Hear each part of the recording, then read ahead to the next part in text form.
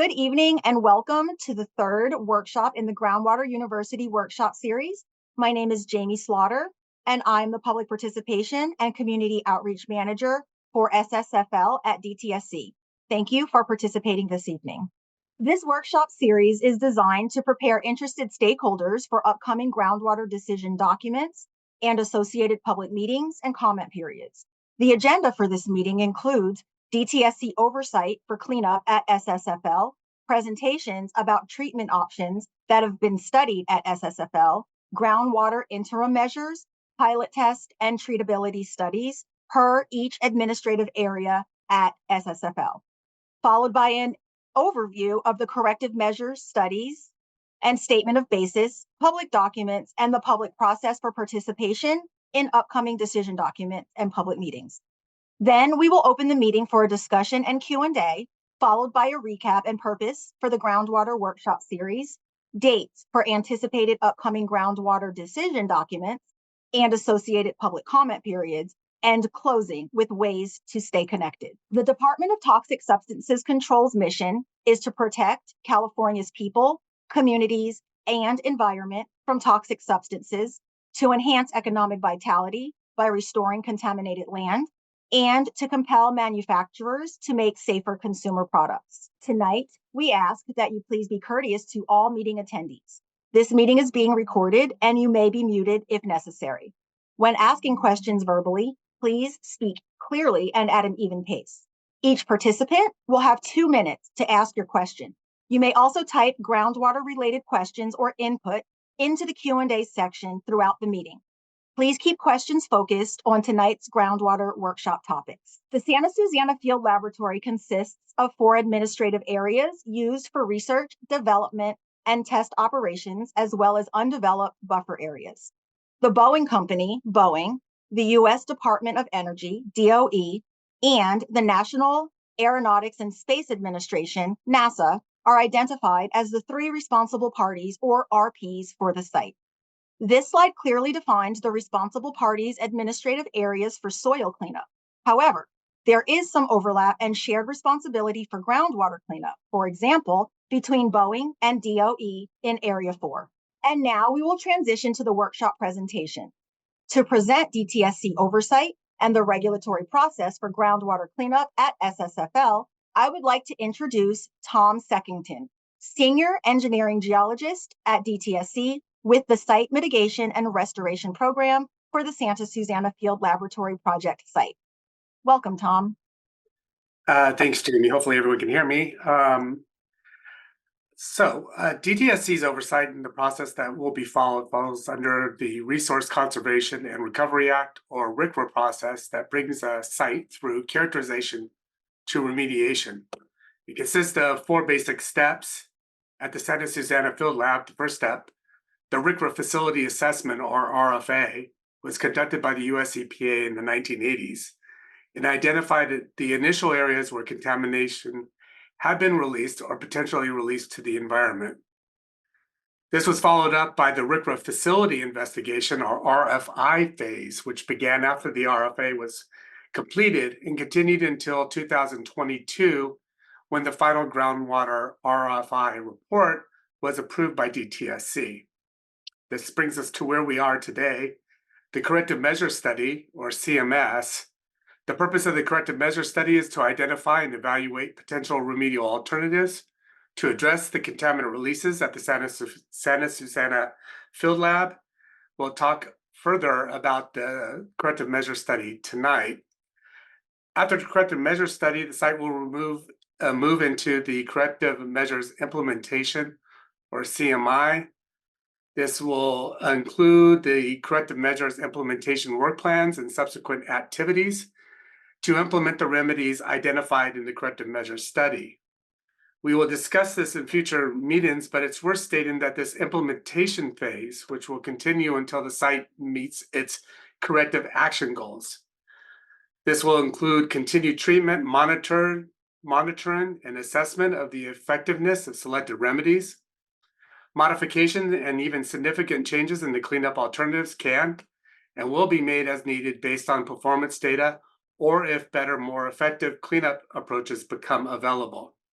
I'm bringing this up now to let you know that the process doesn't stop once cleanup is fully implemented. It's simply the beginning of an ongoing phase of treatment, monitoring, and modification as needed. Next slide.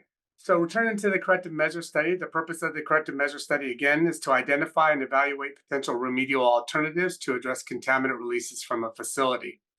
As part of this phase, there will be corrective measure study reports, which will be the basis for DTSC's independent draft statements of basis, providing a description of the DTSC directed remedial activities to be conducted to address the contamination in the groundwater and bedrock.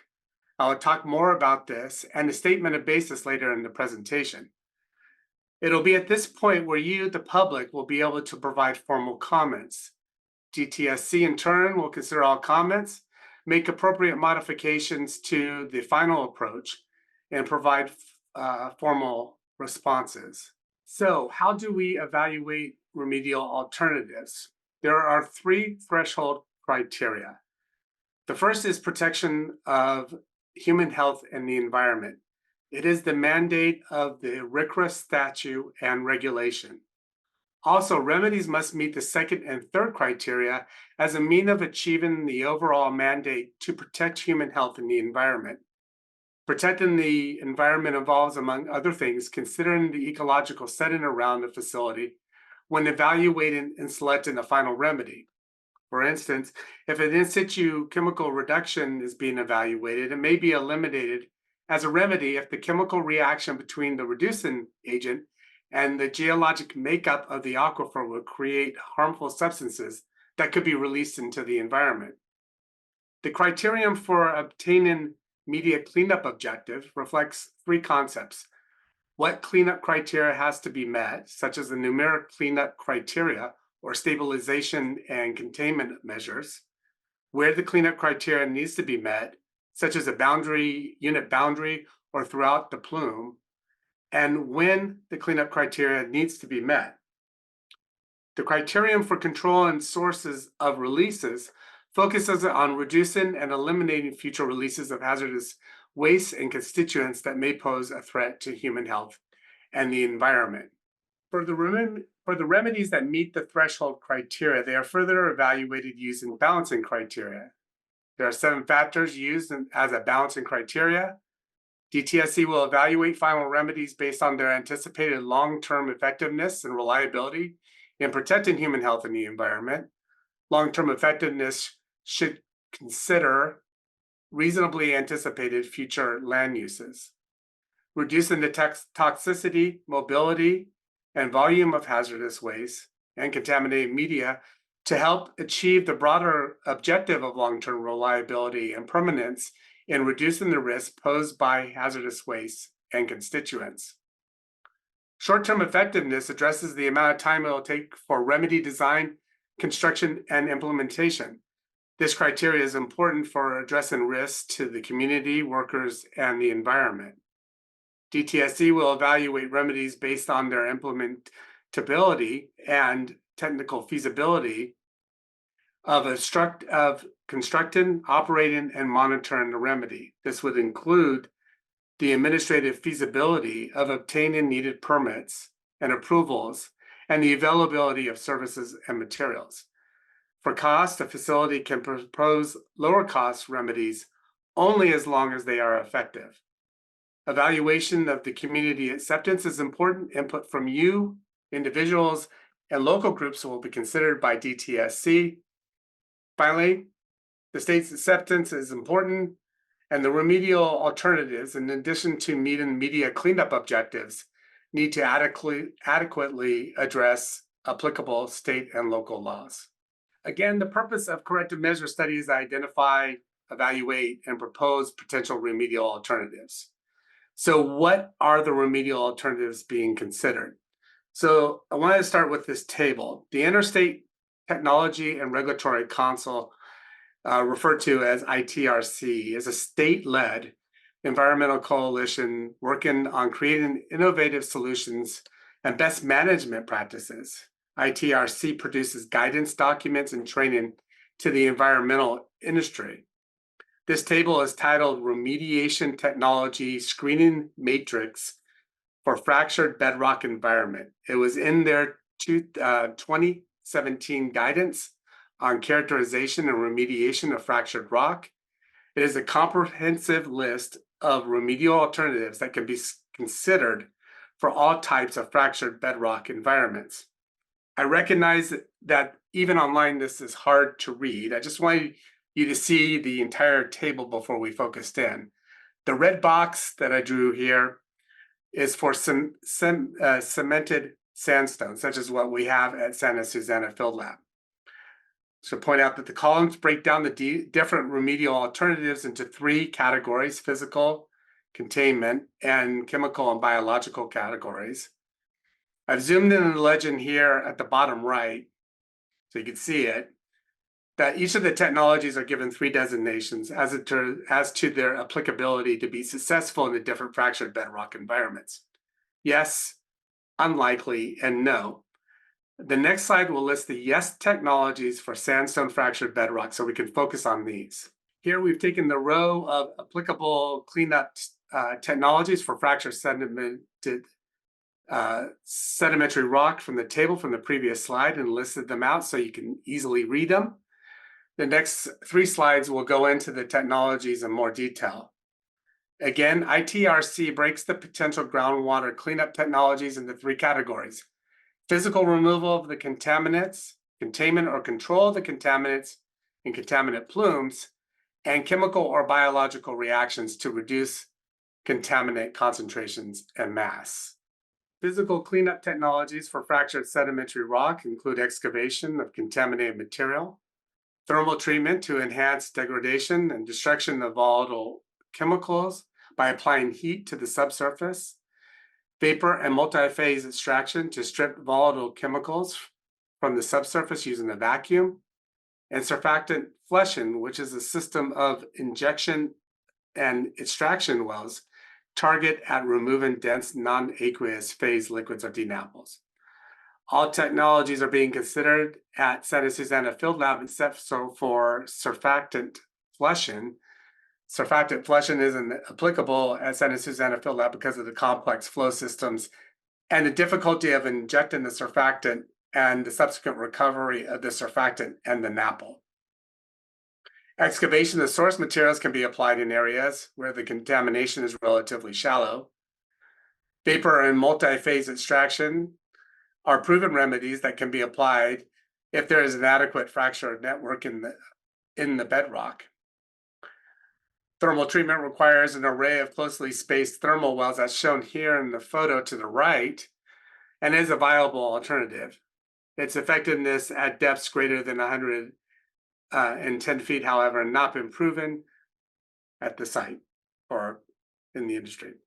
Containment cleanup technologies for fractured sedimentary rock include the recovery of light non-aqueous phase liquids, or NAPL. This is something you would find at your corner gas station site where there was a release from an underground storage tank, using some type of passive or active skimming system to remove the liquid.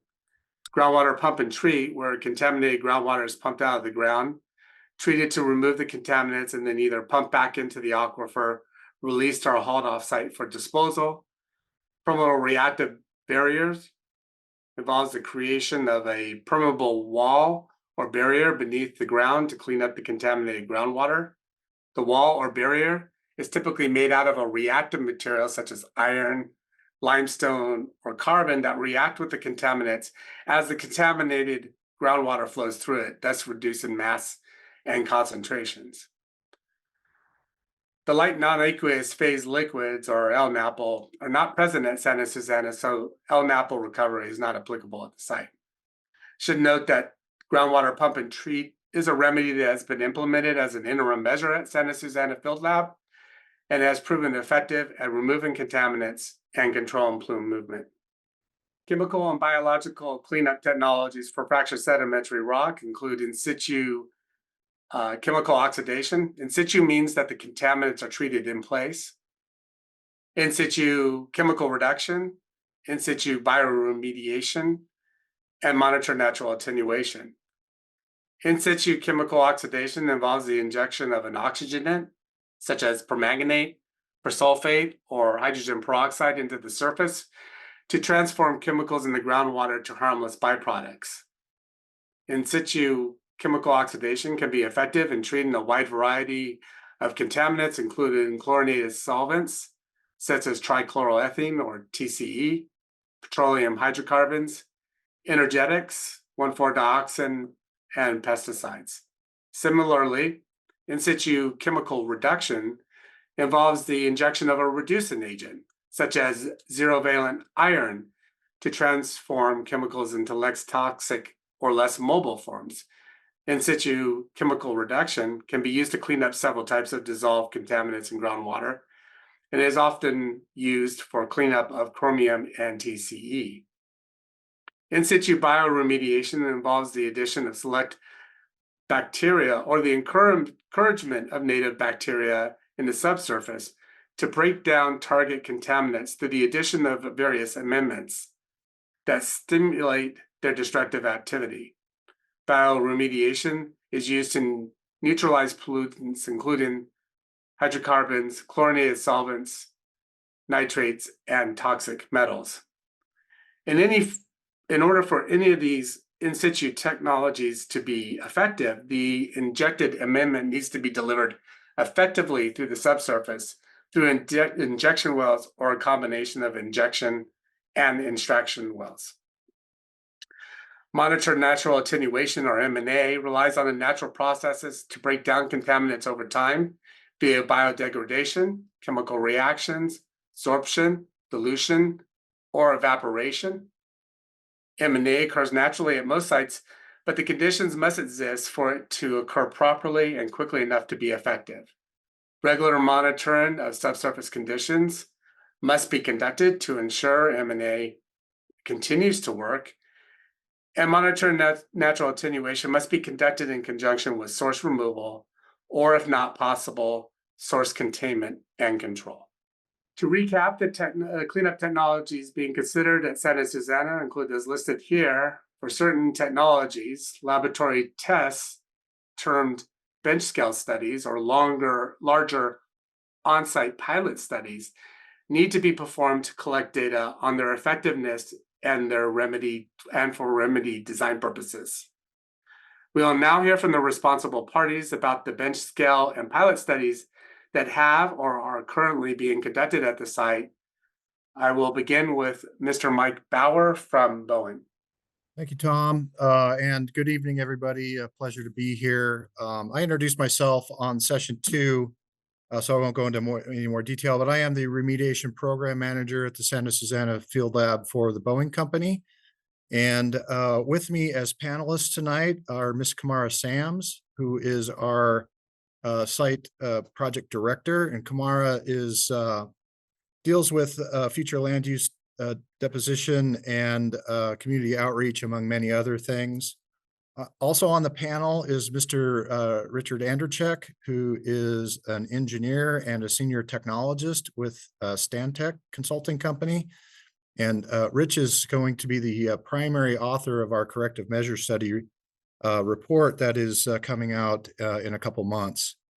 Also with me tonight and doing the presentation are Dr. Beth Parker, professor at the University of Guelph and Canadian Industrial Research Chair, and Dr. John Cherry, distinguished professor emeritus at the University of Waterloo and adjunct professor, University of Guelph. Drs. Parker and Cherry, along with Dr. Dave McWhorter from Colorado State University, who's now retired from the panel, has served as our advisory panel for the Boeing Company at this site since 1996. And basically everything that we understand as a scientific community about contaminant transport in fractured sedimentary rock was advanced by our members of our panel that will talk about some of that tonight. And without further ado, I'll turn it over to Dr. Beth Parker for our presentation. Thank you. Good evening. Thanks for joining us tonight. My name is Beth Parker, and I will be representing the Groundwater Advisory Panel. Sorry, I'm still figuring out how things are working here. So as Mike mentioned, I'm representing Boeing and the Groundwater Advisory Panel, and we began working with Boeing and Rocketdyne and the consultants working with them in 1996. And I thought I'd start with some overview of items we talked about in session 2. This map simply shows a distribution of the primary contaminants that have been identified at the site, with over 1,000 groundwater monitoring points throughout the site. And you can see here that there's plenty of locations where trichloroethylene is located, or what is labeled here as TCE, and also tritium and perchlorate. This map simply shows the distribution of responsibilities amongst the 3 responsible parties, and Boeing's areas are shown here in green throughout Area 1, as well as some locations in Area 4. And this slide is a reminder that there's a variety of contaminants that have gotten into the subsurface, and under 3 distinct modes of transport. We're going to focus tonight on TCE, which is shown here on the left, where the most common condition for TCE getting into the subsurface is as a dense non-aqueous phase liquid. And this makes it the most mobile contaminant, I think, at the site, for that reason, and the fact that we can detect it over a large range in concentrations. So conceptually, in vertical cross-section, we can see that the source area would be the area where the DNAPL or the solvent TCE would have perhaps been released inadvertently and migrated. Yeah, I'm sorry. We're having just a bit of a problem right here. We'll be back as soon as we can get back online. Okay, thank you. And everyone, thank you for attending tonight, and thank you for your patience. While we get the functionality back working, if anyone would like to visit our DTSC SSFL webpage, we have different resources where you can view site project documents, FAQs, you could register for our e-list, and you can also stay connected so that you can know when public meetings are coming up. I will show that slide at the very end of tonight's presentation. And if anyone is typing into the Q&A, thank you very much. And for those of you who are preparing your statements or questions to ask during the Q&A, we ask that you please keep them focused on tonight's groundwater presentations. You will have 2 minutes to ask your questions. And if you have any non-groundwater related questions, or any questions that were answered in the first 2 workshops, we will also have a slide for contact information, and you could please email us, call us, or contact us, and we will be sure to respond as soon as possible. Thank you so much. Thank you, Beth. Okay. So this slide was meant to show the nature of a TCE contamination condition that's initiated with releases of solvent TCE that acts as a dense non-aqueous phase liquid, preferentially migrating down through the subsurface through fractures. And because of its properties, it can sink deep below the water table and create a source zone where immiscible phase is initially present in the fracture zone. And clean groundwater from up gradient can migrate through that zone, dissolve some of the TCE, and carry dissolved TCE in the direction of groundwater flow in what we call a plume. And the very leading edge of that contamination would be called the plume front. And a characteristic feature for TCE in sandstone is that diffusion is an important process throughout the contaminated area, both the source zone and the plume having a strong effect. This slide simply shows an important condition that was part of my PhD research, and something that we've investigated seriously here at the Santa Susana Field Lab. And that is the condition of DNAPL starting out in the fracture, exhibiting a large surface area to volume condition, and facilitates the dissolution of the NAPL phase. So we expect, and that in early decades, we created the source zone condition would evolve quickly from the condition we see on the left to the condition we see on the right, which is the present day condition where almost all the mass is dissolved and sorbed mass in the matrix adjacent to fractures that once contained NAPL or solute in the plume phase. So this just brings us to a summary of all the processes that are important and at work here in the Chatsworth Formation sandstone. We have the bulk fluid movement, the groundwater and gas migration in the interconnected fracture network, advecting and dispersing along that network. And we also have transfer of contaminant mass into the matrix by diffusion, enhanced by sorption, and then the occurrence of reactions that have been observed to occur in this rock. In session 2, we also took a look at the nature of the plumes that are existing at the site. And in the upper figure, we have data from rock core sampled in high frequency that's been interpolated in detail to show the contaminant mass distribution along the center line of the plume. And the plume that we were studying in detail happens to be in area 1 in the northeast corner that's kind of seen in the Google map here. The main takeaway from the field data is that the majority of the mass is shown in the hot colors, the red and orange colors, which is within 200 feet down gradient of the TCE input area at the site. The bottom figure is a numerical simulation of the plume as it would have evolved over a 60-year period of time, since releases might have begun in 1950s. And what we're seeing here is a network of multiple fractures that are interconnected, creating the ability for groundwater to move through this domain. But these simulations allow for diffusion of mass into the matrix adjacent to those fractures and the strong retardation effect that occurs due to that diffusion process. And the main takeaway here is that our simulations representing all the processes that I just mentioned in the previous slide are essentially creating a contaminant mass distribution that matches the field conditions that were mapped over the past decades of characterization work. So carrying on a little bit further with the use of these numerical models, what we call discrete fracture matrix models, we can simulate the groundwater movement through this fracture network and then the TCE transport in the dissolve phase through this network with the influence of diffusion. And what we can see in the bottom right-hand corner is a plume that represents the present day condition, and the insert is a increased scale that allows us to see how the diffusion occurs away from the fractures, and we have not completely invaded that matrix pore space. So a summary of the key points is the majority of the mass is still close or proximal to where the TCE releases occurred many decades ago. There's no persistent NAPL phase in the source zone, and nearly all the mass is in today's condition is dissolved in sorbed mass in the low permeability matrix adjacent to the fractures. So here we see the TCE and degradation products of TCE mapped over 3 distinct time snapshots over the past 30 years. So the earlier time is shown on the left, and the present day time is shown here on the right. And what's most noticeable is the stable distribution of the contaminant concentrations over this 30-year time period.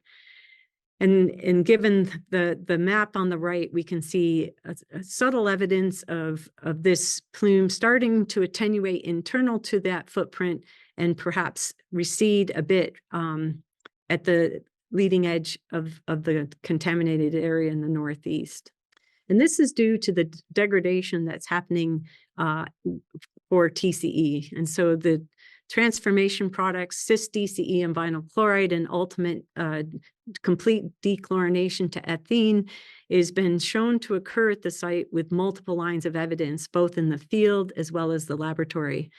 And this Chatsworth Formation sandstone has ideal conditions, or at least supporting conditions of the mineralogy and the organic carbon and that bacteria residing in the matrix pore space to support this degradation process.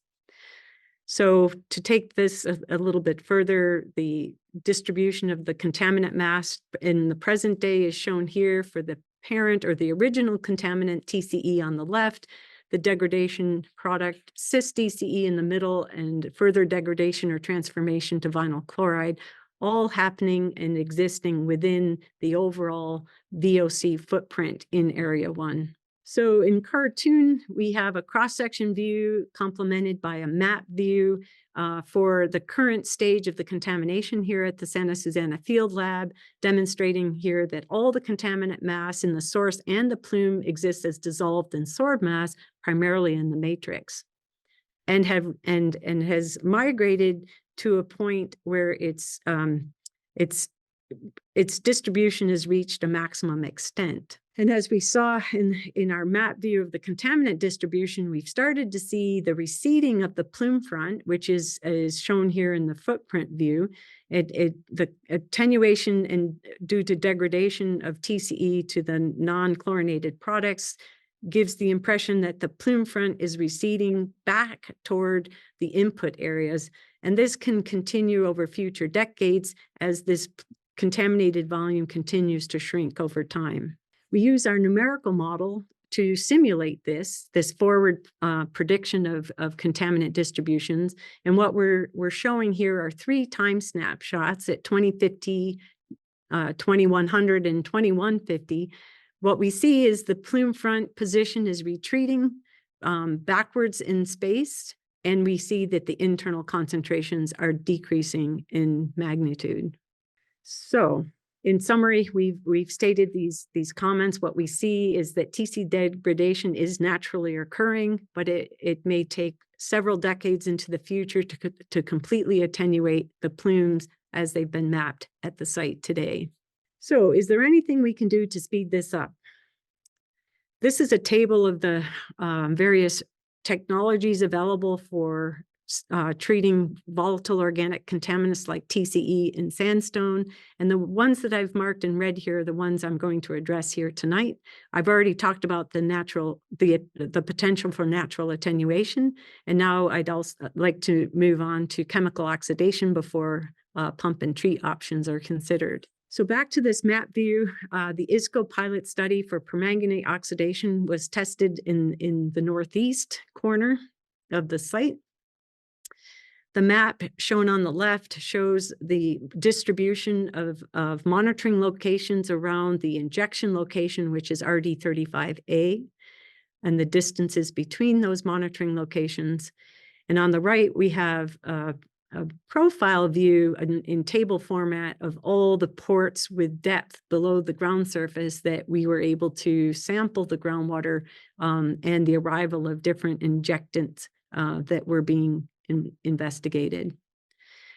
As part of the ISCO study, multiple tracers were co-injected or injected in a separate stage of investigation to test the deliverability of these amendments. And so we've got bromide as a salt tracer, and we've got fluorescein as dye tracer, and also permanganate as our reactant. And what you can see here is the green and the blue tracers, the fluorescein and the bromide, show up in many more locations than where we see the permanganate arrival. And this makes intuitive sense to us because the permanganate is being consumed as it's running into reactive minerals or TCE that it encounters along the path through the fracture network. This slide shows a section of rock core in the upper left and a thin section microscope image of the minerals that are contained within the Chatsworth Formation, which points out the prevalence of pyrite, which is a highly reactive mineral with permanganate, and also a lot of organic carbon, which is naturally occurring in this rock, but also going to react with the permanganate that's being injected. And so what we learned as part of this treatability study or field pilot study is that the invasion of permanganate into the matrix by diffusion due to its own chemical concentration gradient was strongly retarded or diminished because of the high natural organic actually the high natural oxidant demand that this Chatsworth Formation rock has. And so we only saw a 2.5 millimeter invasion distance for that permanganate, impeding its ability to invade that matrix as much as we had hoped. So in summary, the results of the ISCO pilot test showed that we could get good delivery of the non-reactive tracers throughout this interconnected network of fractures. However, it also showed that the larger transmissive fractures were going to dominate that distribution, and it was highly irregular.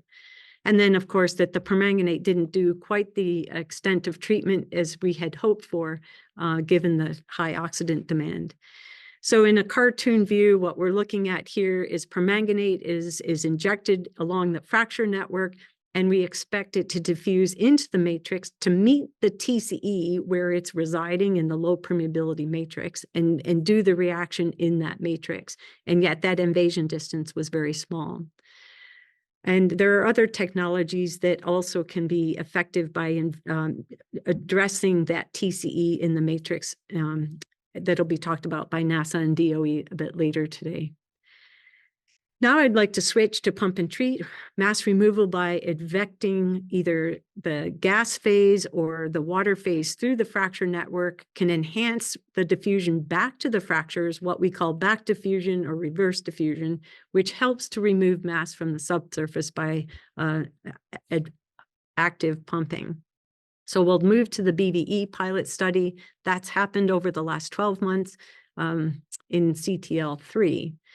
Here we have a photograph with labels that show the location of all the monitoring wells and the operation of the extraction system at the CTL3 area.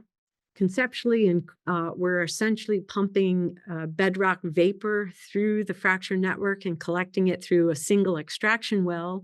The VOCs in the extracted gas are sent to a treatment system and then exhausted to the atmosphere. In cross-section through the site, we have multiple cord holes that were used to determine the initial distribution of the TCE contaminant mass. And we see that the bulk of that contaminant mass is well above the water table. Here, that's shown here is the dashed blue line. We've overlain the radius of influence of the vacuum that was monitorable at each of these locations with a multi-depth monitoring system. And what you can see is we get a reasonably good radius of influence with the vacuum in the contaminated zone. On the left, we can see a multi-level monitoring system in the vadosome that has ports that allow us to sample the bedrock vapor as well as to measure the vacuum pressures. And what we're pointing to are 4 ports here with data at prior to the turning on of the bedrock vapor extraction system on the far left. During the extraction system, we see a major reduction in those concentrations. And after 6 months, we turned off the vacuum extraction, and we can see a rebound in those concentrations as the mass in the matrix is re-equilibrating with the concentrations in the fractures after the extraction system was turned off. So in essence, what we've observed here is a reasonable success with creating a vacuum or a zone of influence, and then we've removed some mass as a result of pulling that bedrock vapor out to the surface. And the result of rebound due to essentially the back diffusion from the matrix re-equilibrating the fractures to the conditions that are dominating in the subsurface. Now I'd like to shift our focus to pump and treat below the water table. This is a more common groundwater remedy that's used at many sites for 2 purposes, either mass removal or for hydraulic containment by the nature of being able to control the direction groundwater flows by controlling the heads in the impacted area. And what we're doing here at the site at Santa Susana is once groundwater is pumped out of the subsurface, it's sent to an on-site treatment facility where the contaminants are removed, and then the clean groundwater is re-injected into the groundwater system, and that's to maintain the water balance and the flow system that is important for the natural hydraulics of the site. Boeing has 6 pumping wells that are operating in different sequences and time periods since 2019. So far, you can see the effects of that operation are listed here. And this is just a reminder slide that pump and treat was initiated back in the 1980s when contamination was first discovered, and considerable amount of groundwater has been pumped, and with that, a certain amount of volatile organic chemicals have also removed.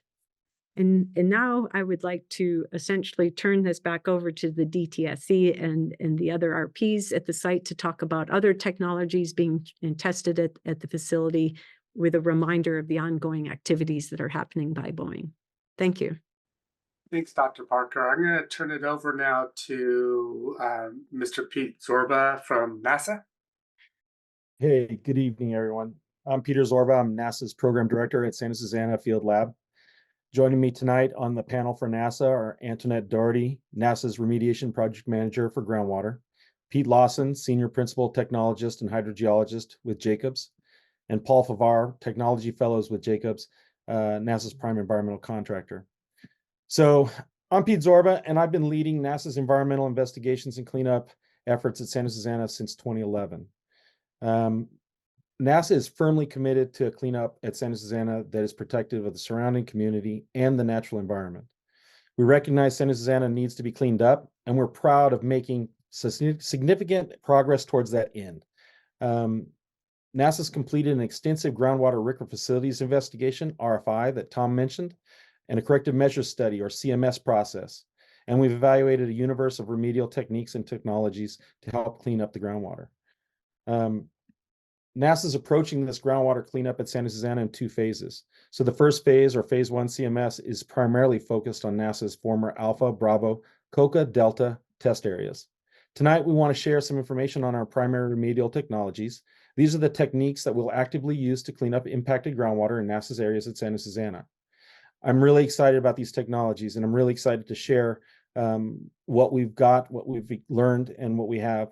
And I'm really also eager to expand on what we're already doing to begin full-scale groundwater cleanup. So I look forward to sharing this information with you tonight.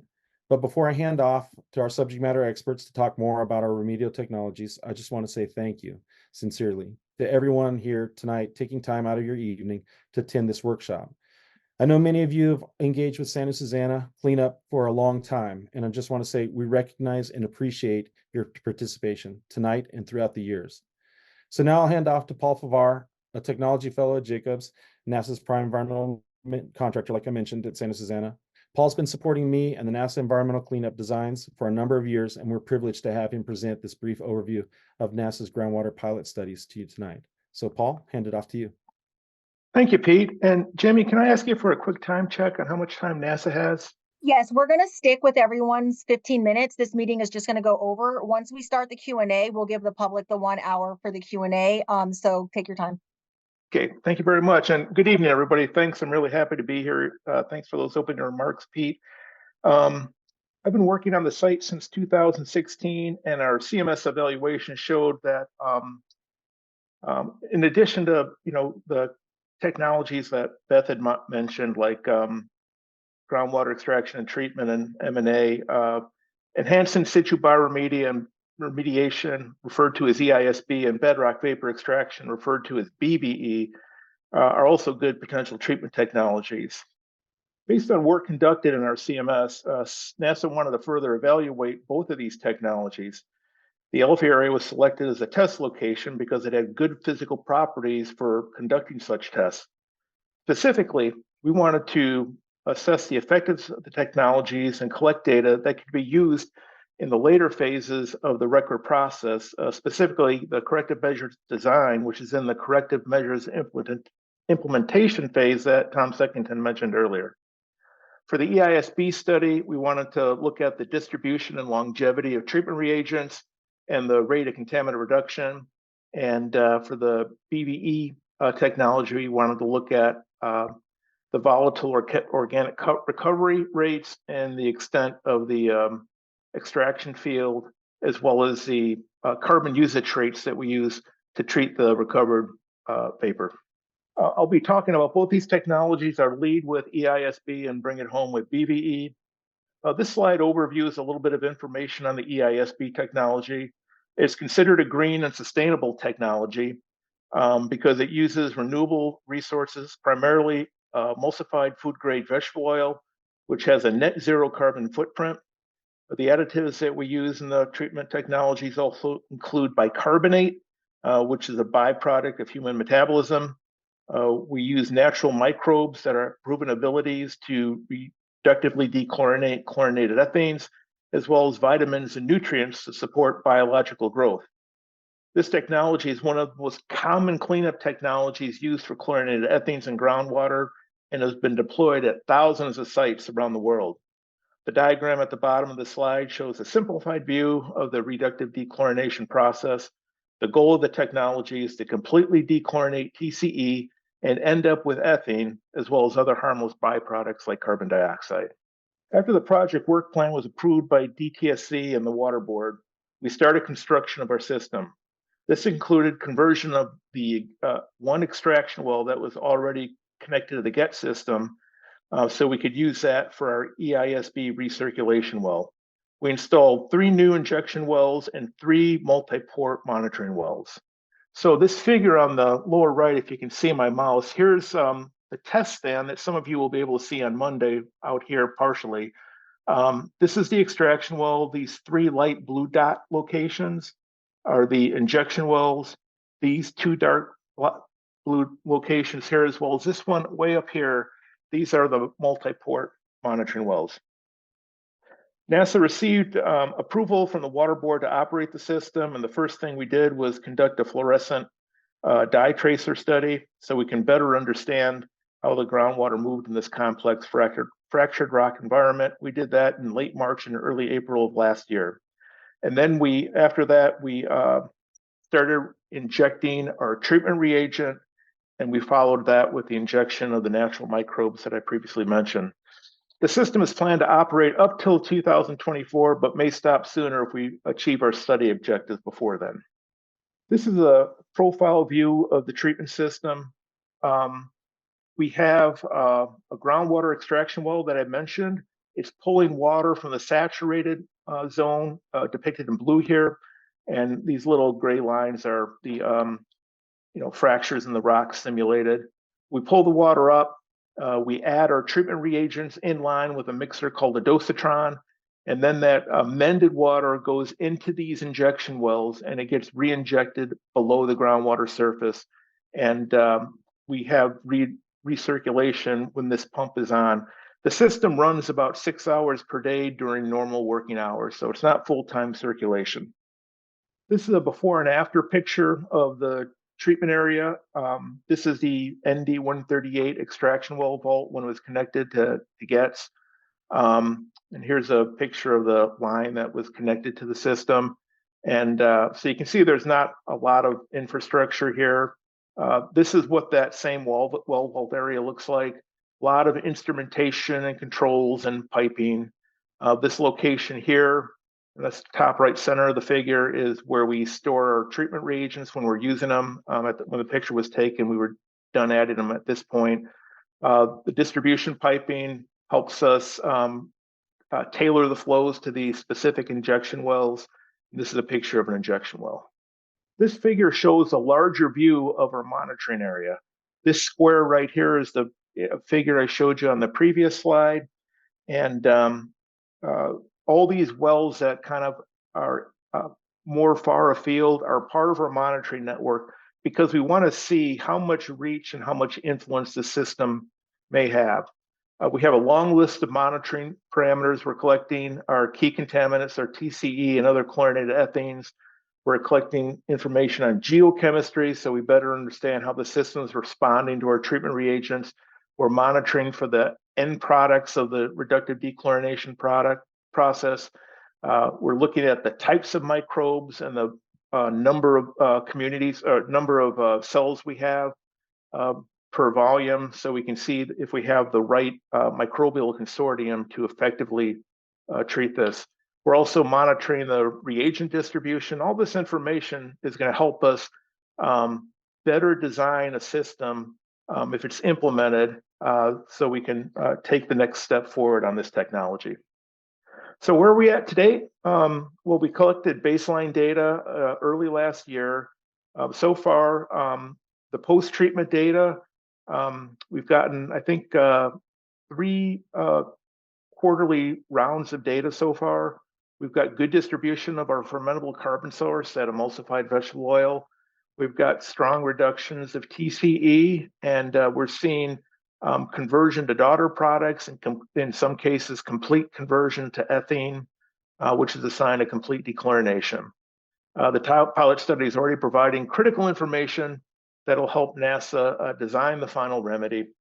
Ongoing performance monitoring will continue on a quarterly basis up to potentially November 2024. I'll quickly go over the bedrock vapor extraction pilot study. This study's happening in the same area as our EISB pilot study. We have chlorinated ethene vapors, high concentrations in this area, and we're assessing how we can effectively remove them so we can prevent contaminant migration from the vapor into the groundwater. The soil vapor, as Beth mentioned, the soil vapor can be removed with a vacuum pump, and it's recovered and treated in carbon filters, so it can be safely discharged to the atmosphere. Our system was designed to be completely mobile and sustainable. It runs on solar power, and so we can take this to any location we feel like we need to do this treatment technology. The system initially operated with 1 extraction well, and we added a second one in January 2024. We started operation with the first one in February 2023. So this is a profile view similar to the EISB thing. This is the groundwater where the EISB is collecting water for treatment. Here we've got an extraction well, and we're pulling the vapors into this well, just like Beth described, going to the treatment system and being treated through carbon before being safely discharged to the atmosphere. And we have, this is just an example of one of several multi-port monitoring wells, and we have other wells that are open core holes. This is a high-level view of what we have going on at the site. This is the initial extraction well, NV003, and in January this year, we hooked up ND162. These colored dots, the yellow and the purple, are other wells in our network. This is the transmission piping that takes the recovered vapor all the way up to our vacuum pump, where it's pushed through granular activated carbon and safely discharged to the atmosphere. And then we got 3 banks of solar panels as well. And this is just some views of some of the things that some of you will be able to see on Saturday. This is the extraction well. At this time, when this picture was taken, we didn't have 162 connected. This is the line going up the hill where it connects into our vacuum pump, and then our carbon absorption system. And these are 3 banks of solar panels. So yeah, baseline was completed, and we started treatment in February 2023 and added a new well in 2024. And plans are to operate up till November this year, but we may terminate the test earlier if we achieve our study objectives. So far, we're moving mass at the rate of about 100 pounds per month. And this is a graph showing kind of the continuous recovery. We've had sustained mass recovery. And then when we added the second well, ND162, you see kind of hockey stick up here. And so we're recovering more mass as of January this year. And so that's just a little bit of what NASA's looking at, and I'll turn it over back to Jamie. Thanks for handing it off. I'm Dr. Josh Mengers, the site manager and project director for the U.S. Department of Energy, or DOE's cleanup at Santa Susana. I have a PhD in engineering from the University of Notre Dame. I've served with the U.S. Army as a captain in the Corps of Engineers. I started with the DOE in 2012 at our headquarters in Washington, D.C., where I managed projects in geothermal, heat and power, and thermal desalination and other renewable energy efforts. I moved to Southern California to work at Santa Susana in 2019 with my wife and kids, and we call Simi Valley home. While I'm new to this area, I am your neighbor. I really wanted to echo Pete's gratitude to the many dedicated stakeholders who continue to commit time to this cleanup. Your time is valuable. We appreciate you taking the time out of your busy schedule to learn more about our groundwater cleanup efforts at Santa Susana. Public safety, protection of human health, and the environment remains DOE's top priority at Santa Susana. Helping me with my presentation today is Ryan Wymore, a groundwater subject matter expert. Ryan is a vice president with CDM Smith in Denver, Colorado. He has more than 25 years experience in groundwater remediation technologies, including at sites across the DOE complex. As a member of the Interstate Technology Regulatory Council, ITRC, Ryan has instructed numerous internet and classroom training seminars on site characterization and remedial technologies. The DOE's mission is to ensure America's security and prosperity by addressing its energy and environmental and nuclear challenges through transformative science and technology solutions. Our SSFL remediation is part of the Office of Environmental Management, or EM, where we are supporting that mission by safely cleaning up from decades of government-sponsored research at the site. DOE had leased 90 acres within Area 4 at Santa Susana as the Energy Technology Engineering Center, or ETEC, to conduct research in nuclear energy and liquid metals research. DOE has been remediating Area 4 for decades, even before our research operations ceased in 1998. Our site work includes environmental monitoring, groundwater, soils, and buildings cleanup so the land is safe for future use. Our team has been monitoring groundwater since 1986 on the network of 127 wells in and around Area 4. Over that time, DOE has collected over 10,000 groundwater samples, which were analyzed for contaminants such as volatile organic compounds, or VOCs, metals, perchlorate, and radionuclides. The primary contaminants of concerns are solvents, including trichloroethylene, or TCE, metals, tritium, and strontium-90. This monitoring helps DOE understand the contamination at SSFL to inform our final cleanup approach. I wanted to reiterate that our groundwater actions here support DOE's top priority: public safety, the protection of human health, and the environment.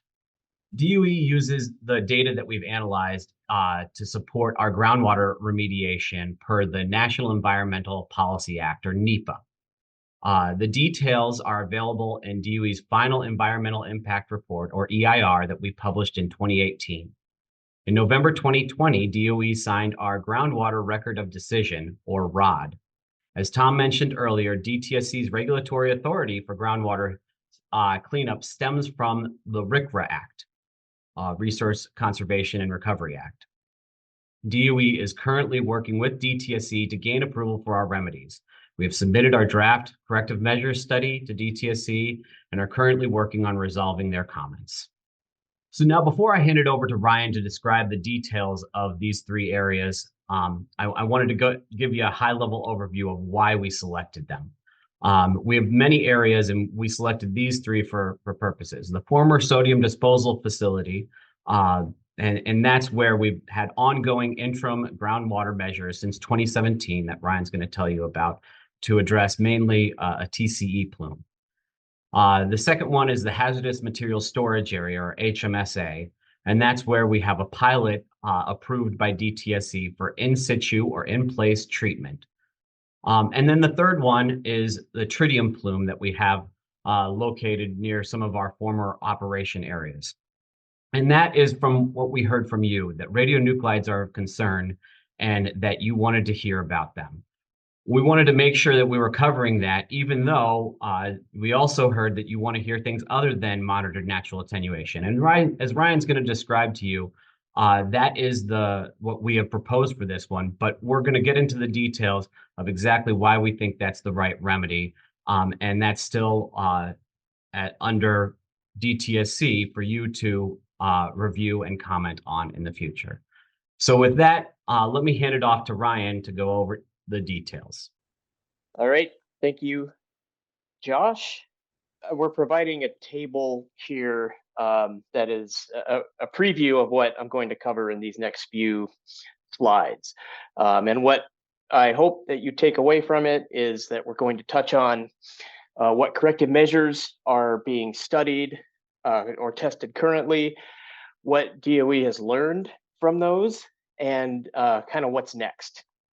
So Josh already highlighted the 3 areas that we're going to talk about. The former sodium disposal facility, hazardous materials storage area, and the tritium plume. One reason we picked these 3 is because they represent different corrective measures. Former sodium disposal facility is pump and treat, which we've heard about a few times here, groundwater extraction being implemented as an interim measure. And we've seen concentrations have declined using this approach, but as is the theme from the various speakers that you've heard in this session and previous sessions, back diffusion limits the rate of the effectiveness of this approach. Going forward, what's next is automation of the current system, again emphasizing that this is an interim measure while other corrective measures are being evaluated. The in-situ treatment at the hazardous materials storage area, we're anxious to get going on that. It's planned for a little bit later this year. That was selected because the conditions are favorable for it at that area. So that pilot study will be implemented, and then depending on how it goes, it could be scaled up or other corrective measures could be evaluated. And as Josh mentioned, the tritium plume will be the last thing that we touch on, and will show the natural degradation that's been occurring in that area. So next, we've got aerial photo that highlights the areas that we'll be talking about. So I'll call your attention to the blue box that is around the former sodium disposal facility, just to give you an idea of where within Area 4 these things fall.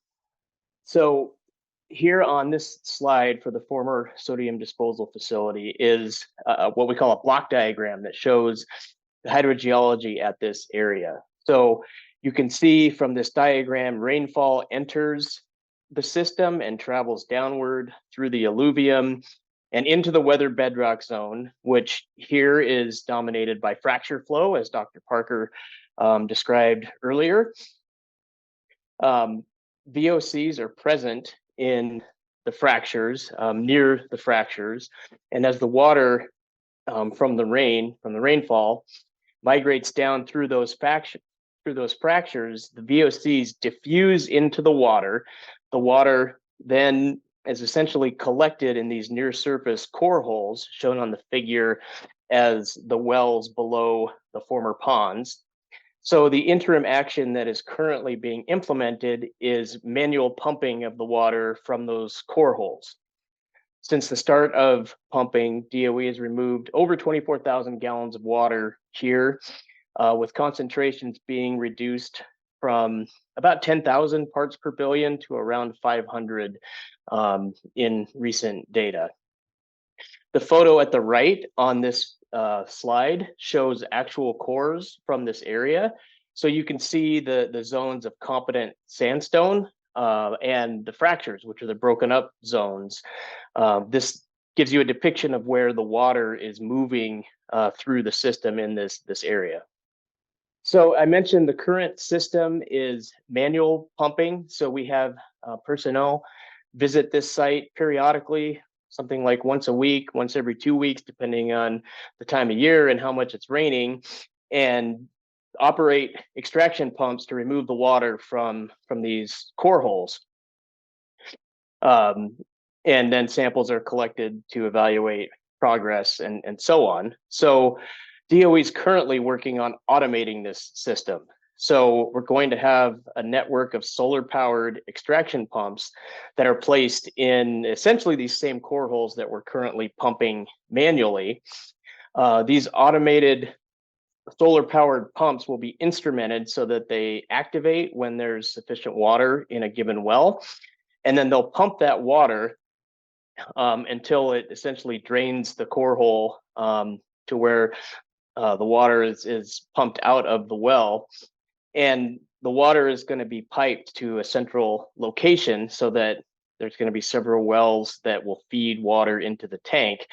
And the big advantage to this automated system is that the pumps will turn off and on based on when the conditions dictate. So when there's water, they will pump. And so it won't be reliant on a field schedule of people visiting the site at prescribed times. So because of that, it's going to be a lot more efficient and effective at pumping. On this slide, we have a photo of the in-progress solar panel for this system that will be set up at the site to power the extraction pumps. We also have a photo of some of the instrumentation and controls that'll be used in this system. And then on the right, kind of in the background, is the layout of the wells that are going to be receiving the pumps, as well as the piping that will connect those pumps to the centrally located tank. So this is in progress right now. It's ongoing and should be up and running here soon. All right, so next we're going to be talking about the hazardous materials storage area. That's shown again on the blue highlight, kind of in the center of the figure here. So this is a different treatment approach here. We've heard a little bit during this presentation about in situ treatment. That is the corrective measure that's being evaluated here in the form of a pilot test. So what that looks like, and the reason that it was selected here from the diagram, we've got another block diagram showing the geologic conditions at this site. We have an alluvium and a weathered bedrock zone. And at this site, the weathered bedrock zone is where most of the VOCs are present. You'll notice on the figure that we're not showing a lot of fractures at this site. This area is different than the one that I just talked about, in that it's not dominated by fractures and fracture flow. In fact, this weathered bedrock behaves more like a porous medium, like a sand aquifer. As I mentioned, the corrective measure being studied here is in situ remediation, specifically chemical and biological reduction.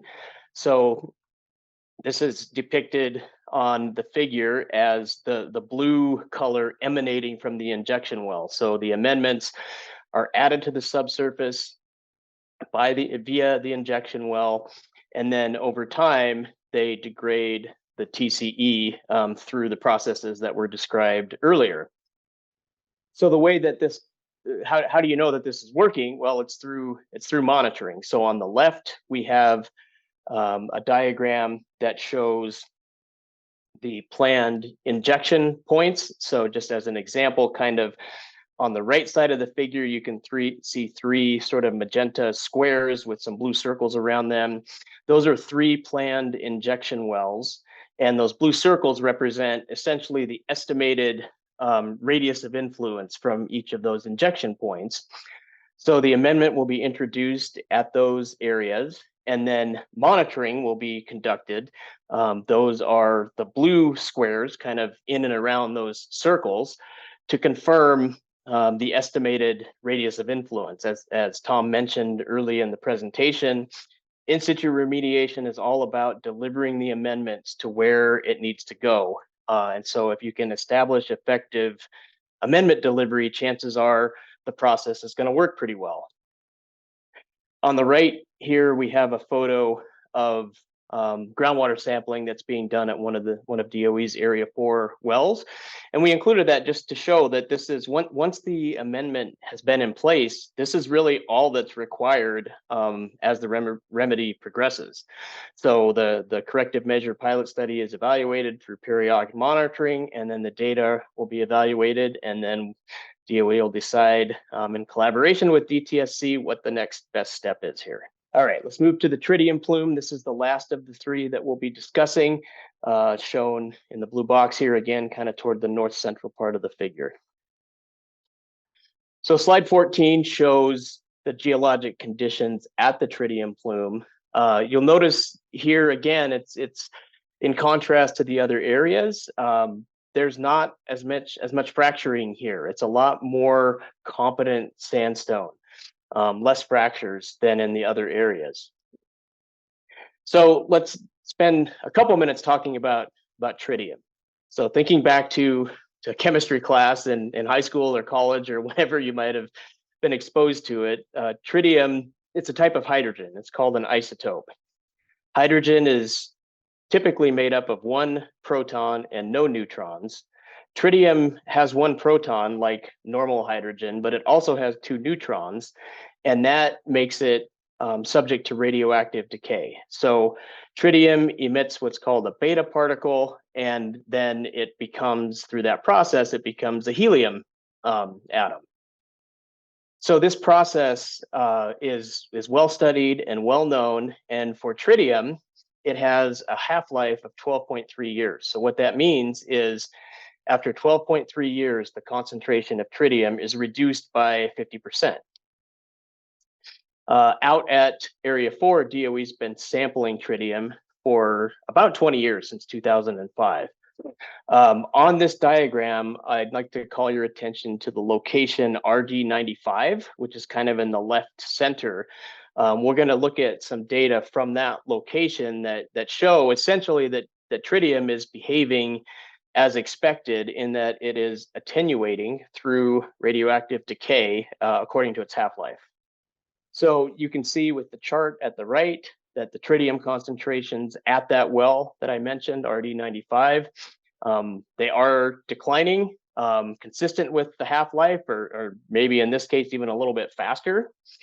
So what's important is to understand here that the EPA has established 20,000 picocuries per liter as the drinking water standard for tritium. So that might sound like a big number, but for some perspective, exit signs actually use tritium in some cases so that they glow all the time without battery backup. These exit signs have about 25 curies worth of tritium in them. So for perspective, it would take 500 Olympic-sized swimming pools filled with tritiated water, essentially, at the drinking water standard at the MCL to equal the same amount of tritium as one exit sign. So hopefully that provides perspective that the standard is actually really low. So in contrast, or in relation to that standard, you can see the RD95 data show that the last two data points are actually below that level. So we've been able to monitor the decline of tritium at this location down to below the drinking water MCL.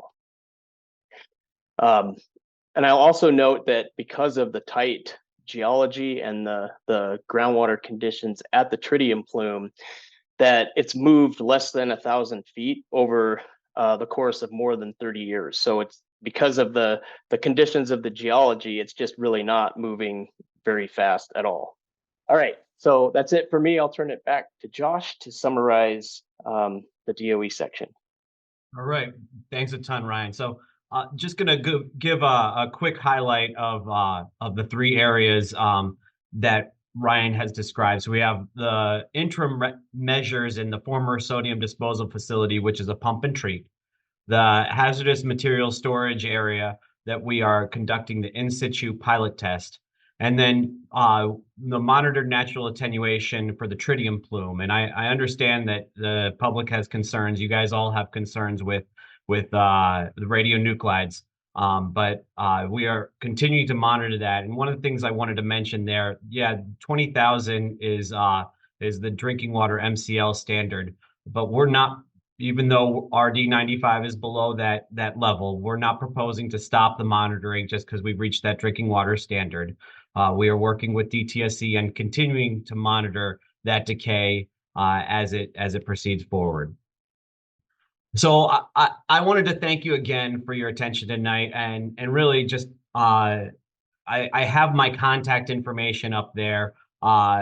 Because I'm new to this, you can reach out to either my email address, or we have a general email address you have on this slide. I've been here at Santa Susana since 2019. I am your neighbor, but really I'm here for you. If you have questions and you have concerns, reach out to us. We want to work together with you, the community, to get the cleanup that we're all looking for. And with that, I'll hand it back over to DTSC. I guess I'm going to ahead and take over from here. So thank you, NASA, Bowen, DOE for those presentations. I just want to point out that this information that was presented today will be part of the corrective measures study. They'll be evaluating the technologies that they talked about today. You'll have a chance for those who are going on the Saturday field trip to see it. But these, again, are not the only technologies that will need to be evaluated as part of the corrective measures study. So just want to point out that the DTSC is the lead agency for the cleanup at Santa Susana Field Lab. No decisions have been made at this time, and DTSC will review all cleanup documents from the responsible parties to ensure that they meet the regulations, requirements, and laws as applicable. All documents will be open for public review and comment before they are accepted, finalized, and implemented. Again, the purpose of the corrective measure study is to develop and evaluate the corrective action or cleanup alternatives and to recommend corrective measures to be taken at the facility or site. The corrective measures study documents for groundwater cleanup at Santa Susana Field Lab will be made available to the public review and comment with associated scheduled public meetings.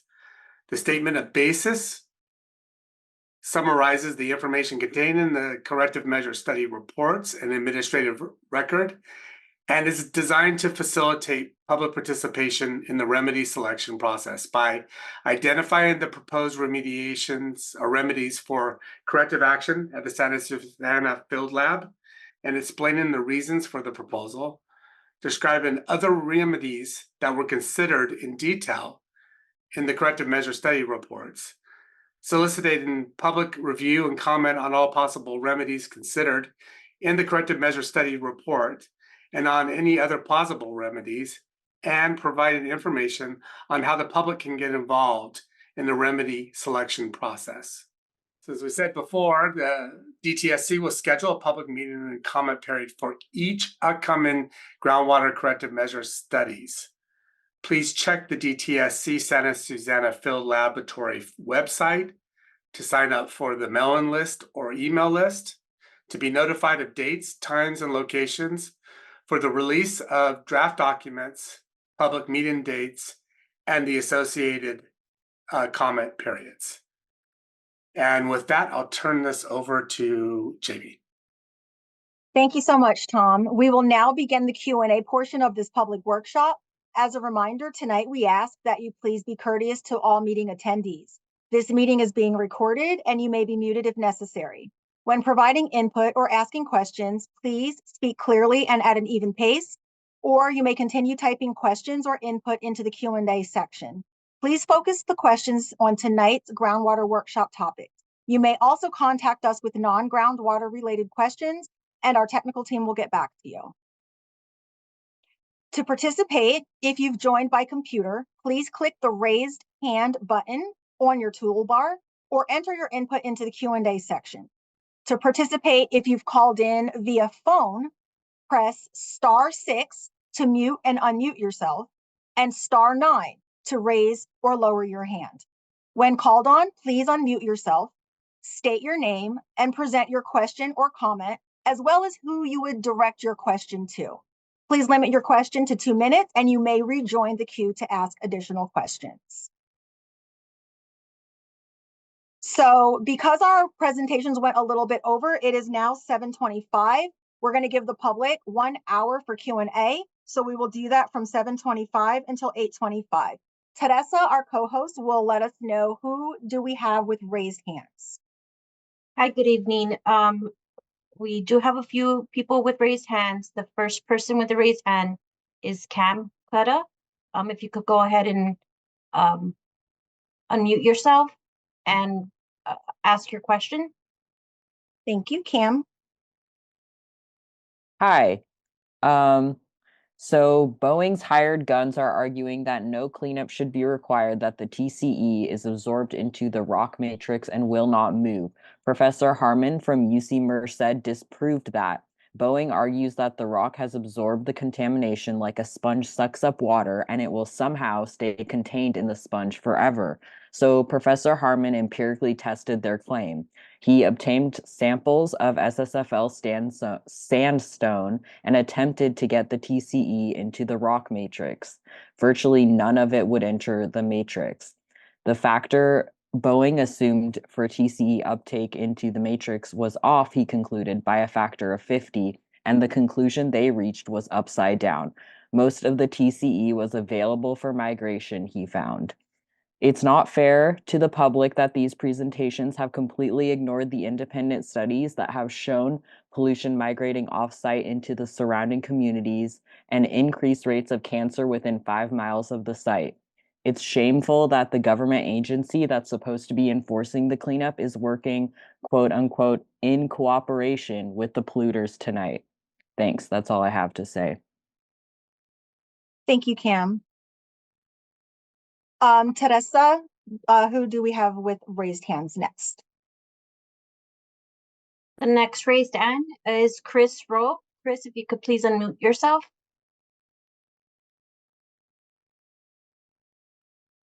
Hello. I want to thank our expert panel and the people I'm referring to in particular are Tom Seckington. I attended Groundwater U the first time. Dr. Parker and Dr. Cherry and Dr. McWhorter and also Dr. Matt Becker. And if I recall correctly, Tom is actually the one that brought in Matt Becker back in 2011 when we had our previous thing. But what I want to address most is some misinformation that was directed at Dr. Parker and Dr. Cherry about being paid by Boeing and implying that they are in Boeing's pocket, where the reality is we went through this with the surface panel, groundwater, surface water expert panel was accused of the same thing. And yet what it is the water board is the one who chose the surface water panel. And when that occurred, one of the professors who was a part of that original, I think 5-member or 6-member team, he quit because he was not willing to be accused of being in Boeing's pocket. The RPs are obligated to pay contractors, but it's important to understand that they are overseen both. We've had the federal EPA involved with the radionuclides back in 2010 to 2012 and earlier, as well as DTSC and Los Angeles Regional Water Quality Control Board involvement. And so I just want to make it clear that we should not be attacking these experts just because the RPs are obligated to pay them. And also, Mr. Hirsch was the one that was attacking these people. And I want to make it clear that Mr. Hirsch has a AB degree in modern social theory, and he is not an active, it cannot be called, in my opinion, a professor. He was a part-time lecturer at UCLA in a special study, and he was a part-time lecturer at UC Santa Cruz and in the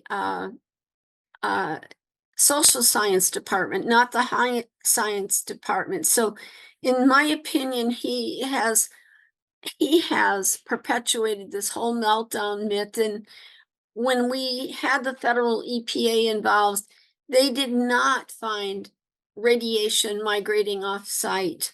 And I think it's very, very important to emphasize that so we can focus on the impacts of the groundwater and if they are impacting us off site, just as the gentleman, I don't know if that was a gentleman or the previous person, since I couldn't see their picture, if it's a male or a female, but I'm not familiar with that study that they were talking about at all, Professor Harmon.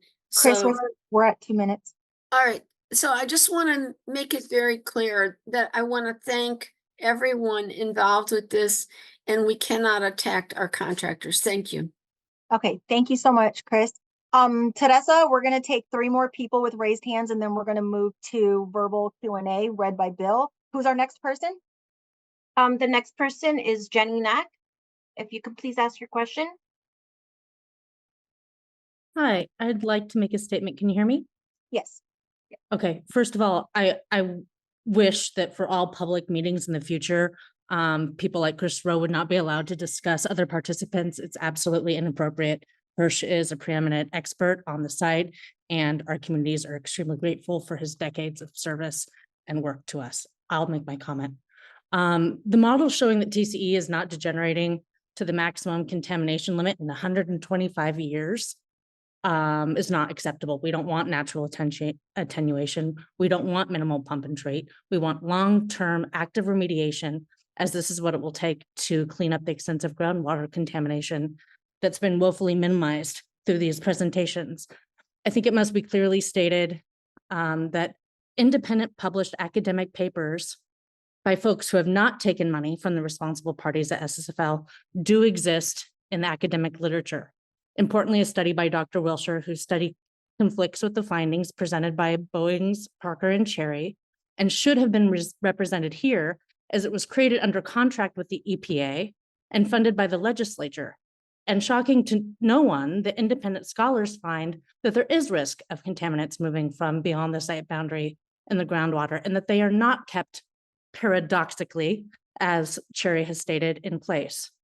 Given that the presenters in the first 2 sessions have long histories of being funded by the responsible parties, it's hard to believe that their presentations are not effectively biased. That's why it was brought up by discussion by Hirsch.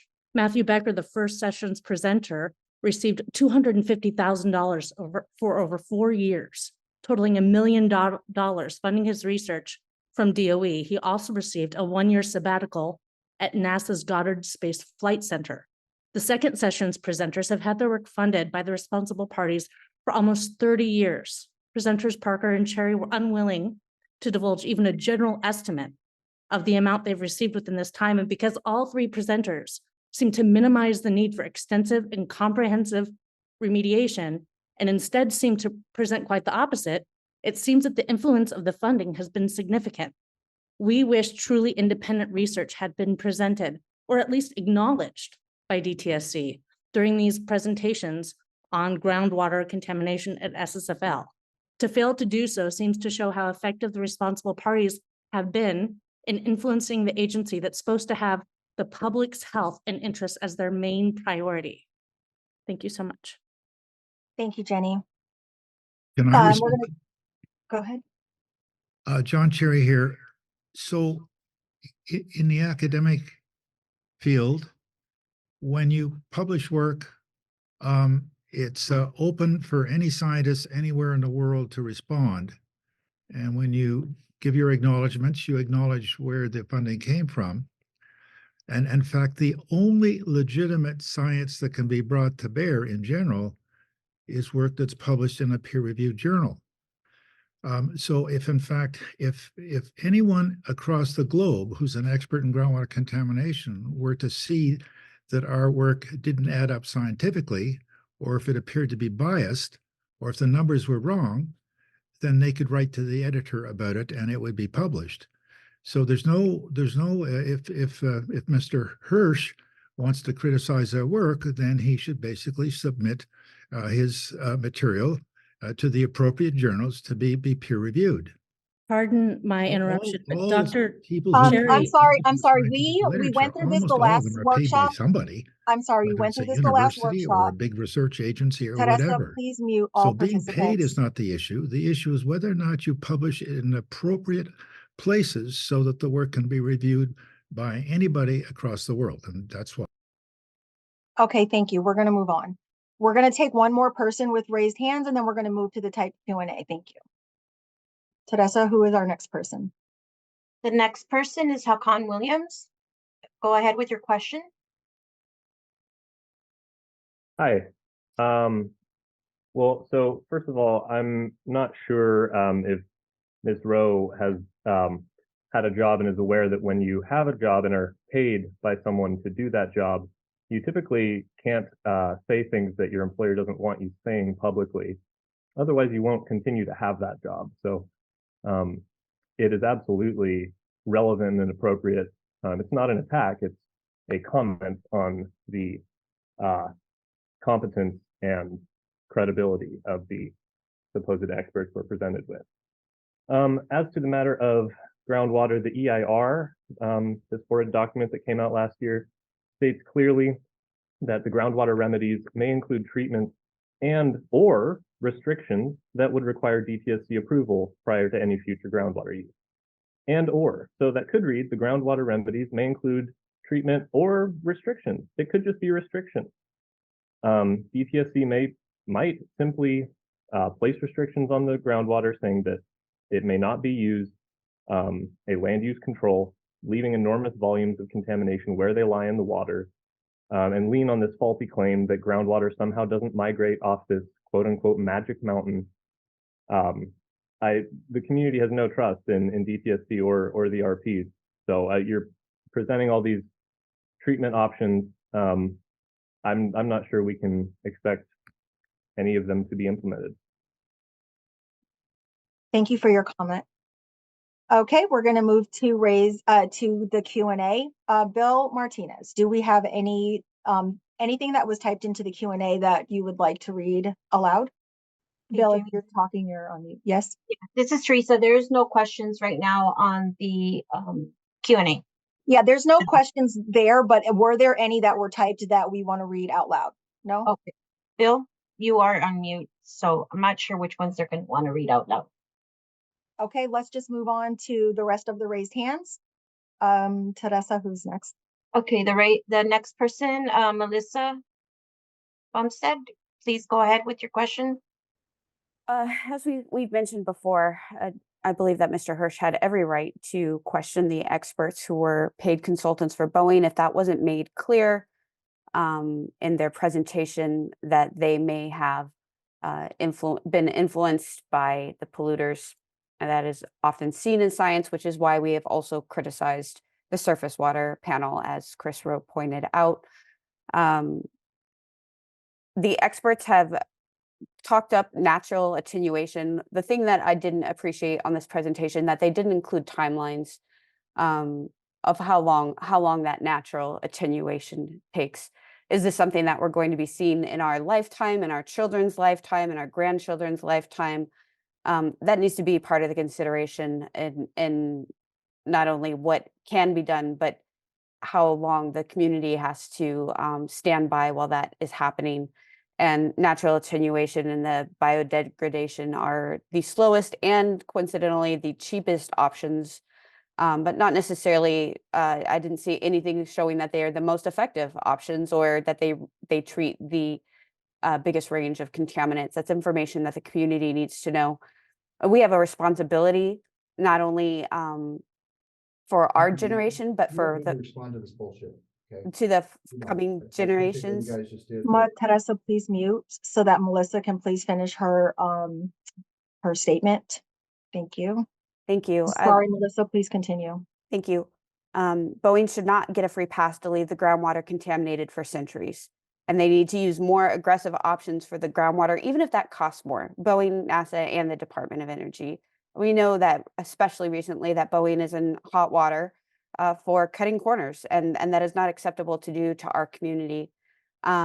The UCLA Center for Environmental Risk Reduction found groundwater migration is likely offsite. I would like to point out to Dr. Cherry that in addition to simply writing back to peer-reviewed journals, which is one option, is to create whole studies that contradict what he said, which have been done several times. Those are available on our website, parentsagainstsantasusannafieldlab.com, under facts, where you can see those studies in their in full. And I also wanted to point out that it's not been talked about how this water might be migrating off-site, but Golden State Water, which has two source wells within 2 miles of the Santa Susana Field Lab, they are required to mix their water to get the perchlorate there to meet legal water requirements. So if perchlorate from the Santa Susana Field Lab is getting to the public water supply from the Santa Susana Field Lab groundwater, DTSC is claiming that nothing else, none of these other contaminants are reaching offsite.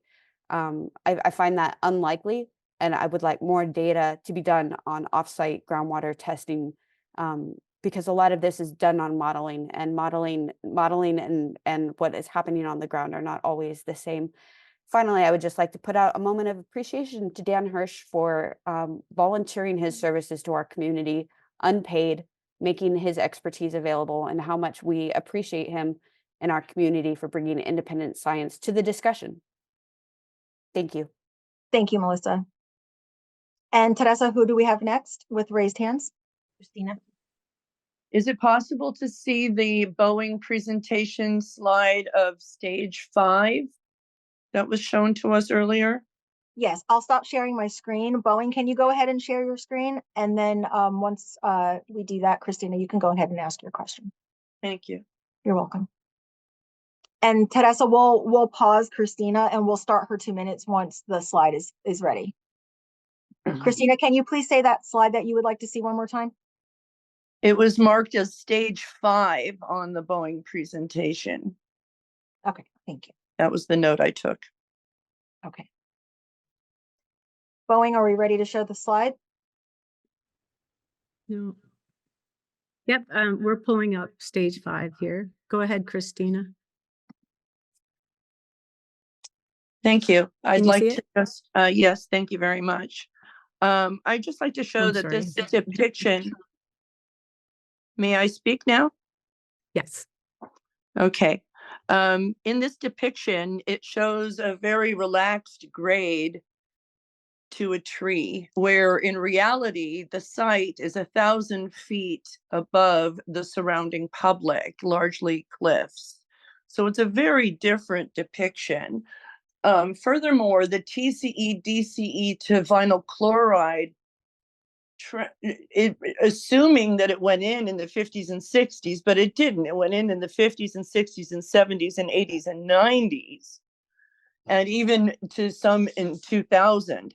So it would not be expected that vinyl chloride would already appear from all of that. That would all be spread over time. Also on Josh's presentation at DOE's, he showed that the parts per billion of TCE went from 100,000 to 500. That's a very significant drop. So I find it deeply disappointing that Boeing is pointing out that they collected 87 gallons of TCE over many years. We're not trying to recycle TCE. We're trying to purify the water quality. So this why bother attitude when the people below, you can't say public safety is a priority when in action for decades doesn't make any of us any safer. When no recommendations except for monitored attenuation were really entertained by Boeing, that is really disappointing. And the fact that they're curating their audience by banning people like me from being at a public site visit because they don't want the rest of the public to hear my questions, or they don't want to hear my answers.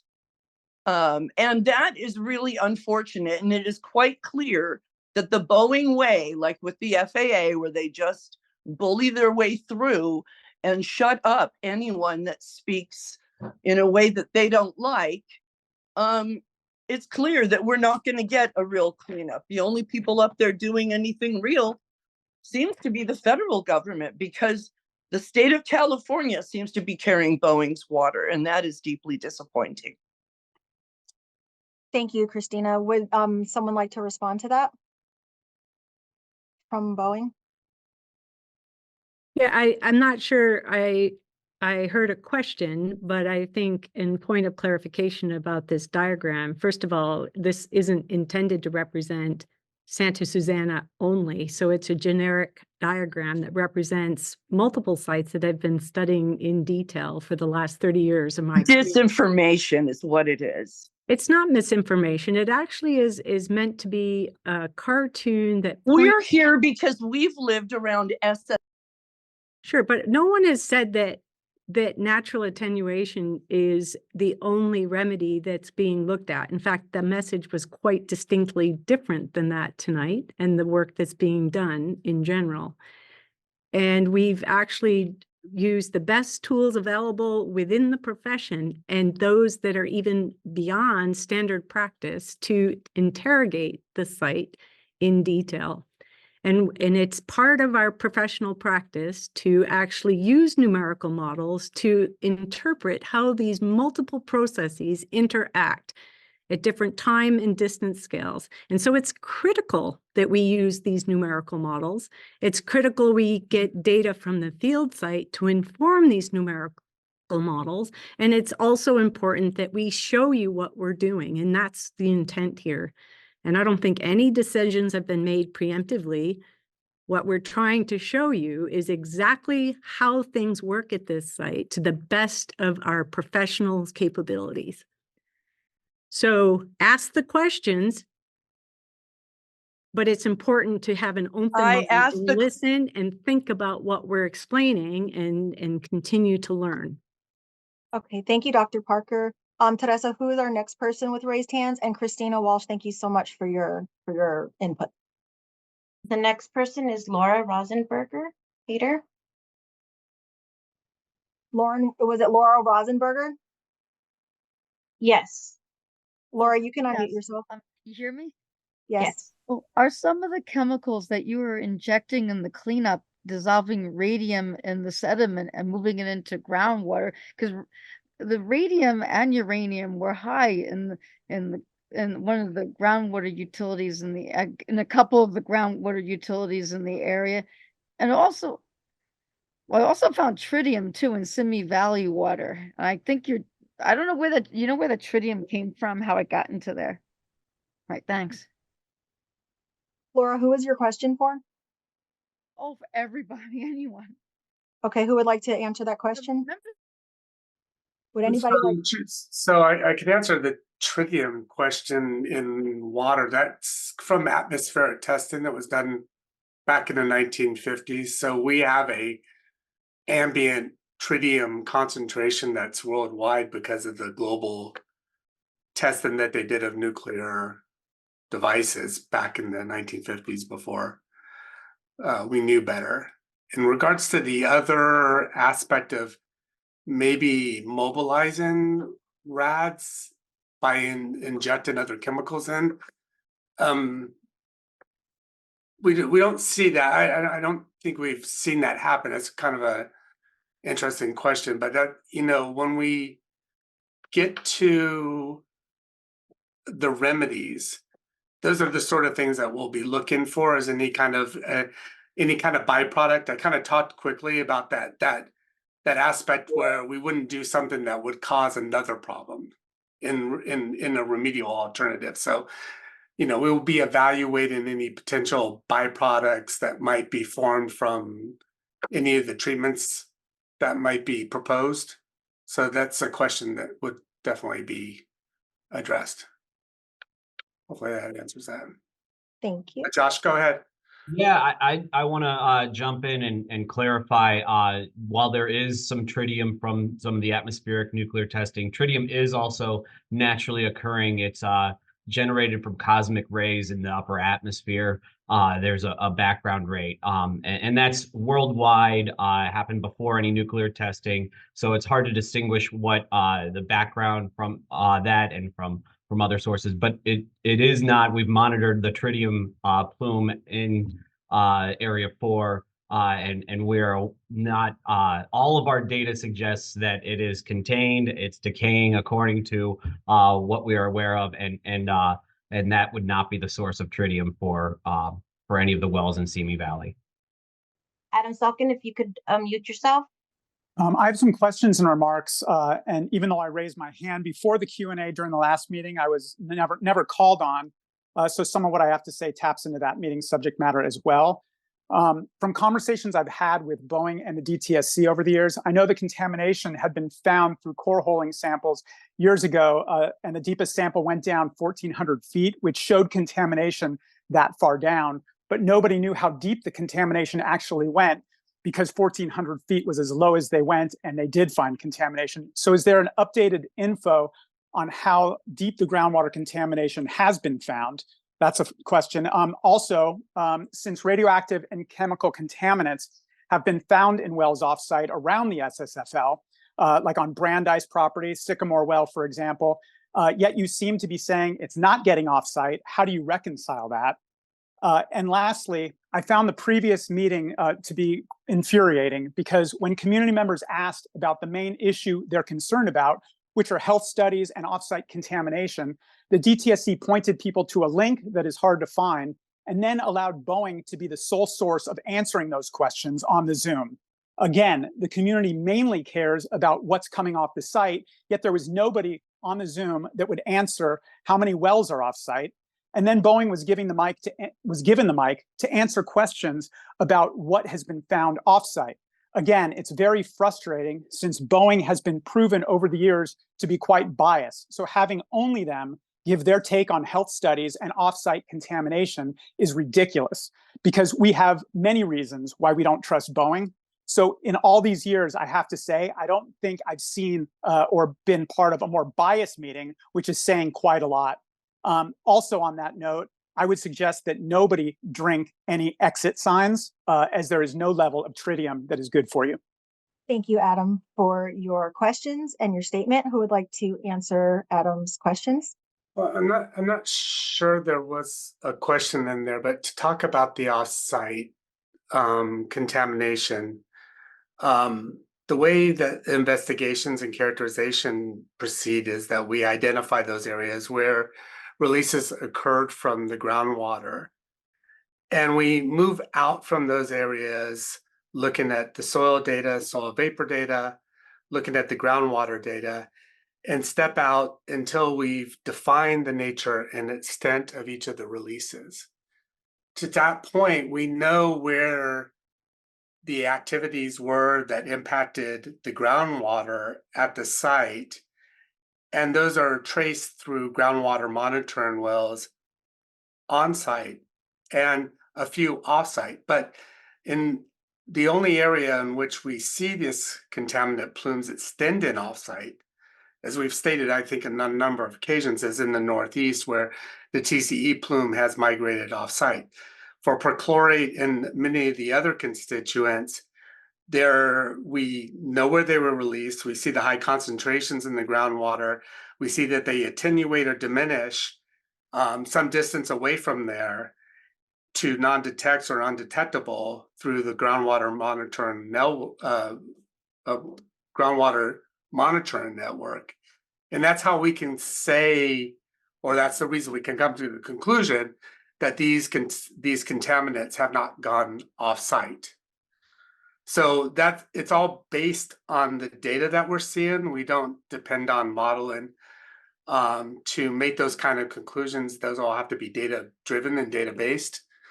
So if we didn't say it enough in the second session, which I don't think we did, but we have said it in the past, is through the investigation that we feel that the contamination is contained on site. We know where it's at, we know where it's released, and we know how far it's gone. Okay, thank you, Tom. We have 7 more people with raised hands. Teresa, who is next?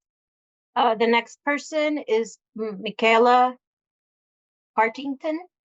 Well, my question is, why isn't all the contamination truly being addressed? The map shown is not specific to the SSFL, and I'm greatly concerned about natural attenuation. I'm also was concerned about why offsite contamination was not discussed tonight. What is being done to monitor the offsite contamination? And what is being done to monitor the chemicals? Because tritium and TCE and perchlorate are not natural chemicals, and that should not be in the drinking water or water. And many communities are dealing with offsite contamination seeping into their drinking water. So that is a great concern. Thank you, Michaela. Who would like to answer Michaela's questions? I guess that would be me, because that just follows up on what I just said, is that We're monitoring the plumes and the contamination on site to make sure that it doesn't go further. So when we talk about off-site monitoring, we're monitoring any off-site migration, but we're monitoring it on the site because in most locations, except for the Northeast, it hasn't migrated off the site. So there's a well network that's at the site that's monitoring for that, and that it's routinely, annually, these wells are tested. Thank you, Tom. We have 27 minutes left in this public workshop, and we have 6 raised hands. Teresa, who is next? The next person is Larry Yee. Go ahead and ask your question. In the announcement for this workshop, you stated the purpose as to prepare the public to review and comment on future groundwater decision documents. You know, when that time comes, what if, by independent analysis, we determine the decision docs to be severely deficient and inadequate for the remediation that's necessary to be fully protective? Will DTSC be willing to make substantive changes before any final remedy is decided? I think the answer is that we'll follow the science. So if there's some science that's being missed, or if you think it's incorrect and there's something that we should consider, we'll consider it. We'll consider all input from the public and from any other stakeholder in making our decision on which the remedial alternatives is the most appropriate. Thank you, Tom. Teresa, who is next with raised hands? The next person is the last person, and we're going to come back to those who've already asked questions. This person is Julie Kornstein. You could go ahead and ask your question. Thank you. I am a lay person, so there was an awful lot of information tonight. I tried to take copious notes, but my questions are rather simple. Who makes the final decision on the cleanup procedure? Is it going to be DTSC? I noticed your mission statement at the very beginning that said that that DTSC is there to protect California people, communities, and environment from toxic substances. So I guess I need some assurance how that's going to happen. Obviously, you're hearing from a lot of people that are very troubled and concerned. The question that I have now is, hasn't cleanup begun already? I was under the impression that it had begun already. And has the public been notified? Several studies back, I can't remember if it was the first one, there was a map of where the trucks would be going down the backside of the hill, and I think ended up on Roscoe Boulevard to Topanga North to the 118. You know, I don't know what hours they're working. I don't know if I should be avoiding certain streets. You know, I'm being very pragmatic because I am. And lastly, where will the contaminated, hazardous, radioactive soil be taken to? So those really are my questions. Thank you. Thank you, Julie. Who would like to answer her questions? I can answer some of them. So one of your questions was, who will make the decision, the cleanup decision. So we're going to publish a draft statement of basis, which would be the cleanup decision document, and that will be circulated for public comment. And then after we've received all the public comments and considered them, then DTSC will be making the decision and publishing that final decision document.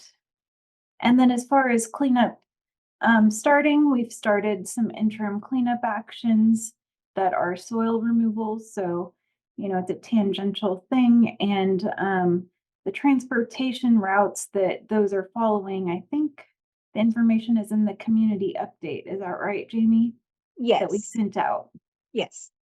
Thank you, Mindy. And Julie, regarding the notifying of the public, any cleanup that's already begun. We did send out a community update to notify the public of the cleanup. And then once the cleanup starts, we also send work notice. And I personally do those with the help of our team. And the documents go out via email as well as public mail out. So we have a mailing list. And if you would like to be included on that mailing list, you can email me. I will have my information up at the end of the presentations tonight. And if you would like to be added to the e-list, you will have to self-subscribe. And then I will also have that information. So for any future cleanup, we will have community updates and work notices. Thank you. We have just 21 more minutes left in this meeting, and we have 8 raised hands. Well, 7 now. Teresa, who is our next person? Our next person is with a new question is Evelyn Nuno. Evelyn, if you could go ahead and ask your question. Hi, good evening. Hopefully everyone can hear me. My name is Evelyn Nuno. I'm the board specialist for the State Board of Environmental Safety.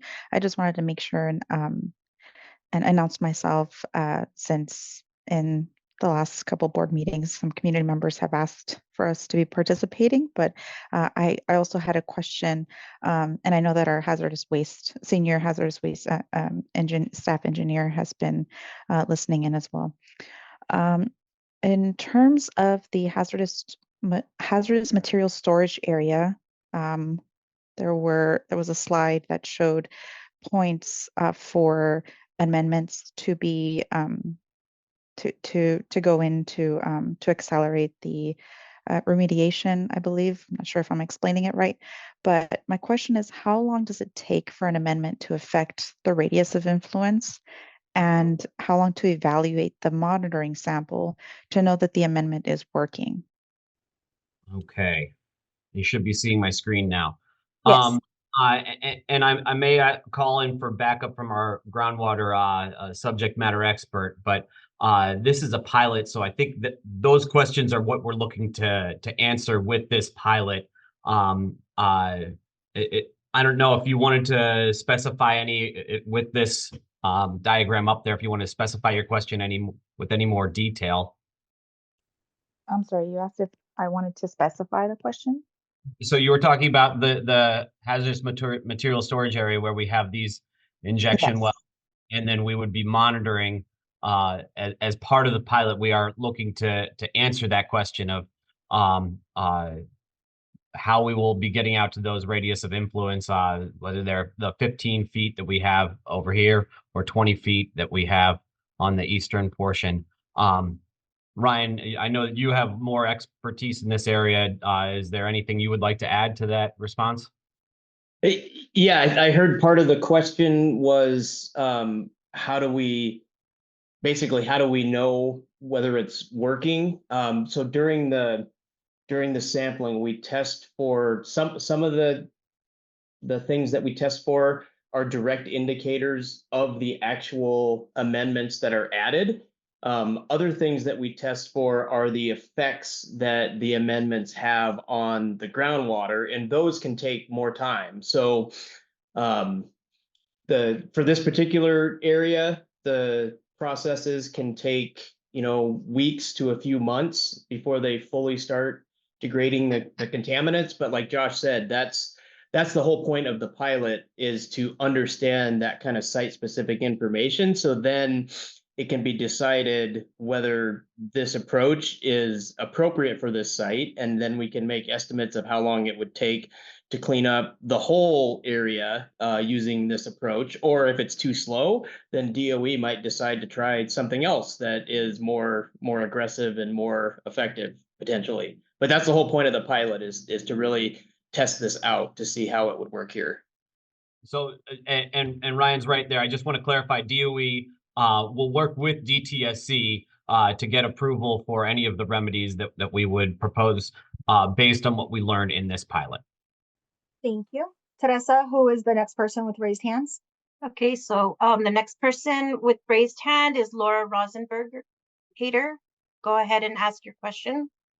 Oh, yes. My additional question is Dr. Pete McMahon of the USGS, and you give a presentation on the water board meeting that manganese and it draws out radium out of sediment and dissolves it and put it in Tulare Aquifer. You think that's going to happen in this case because you have magnesium something with oxygen or something being in. No, manganese, sorry, manganese. That was the one that brought out the radium. And you had that manganese oxide or something. What were you injecting to clean up the site with? And also the PVC that the vinyl chloride that results is kind of carcinogenic and toxic also. And then that will have to be cleaned up next.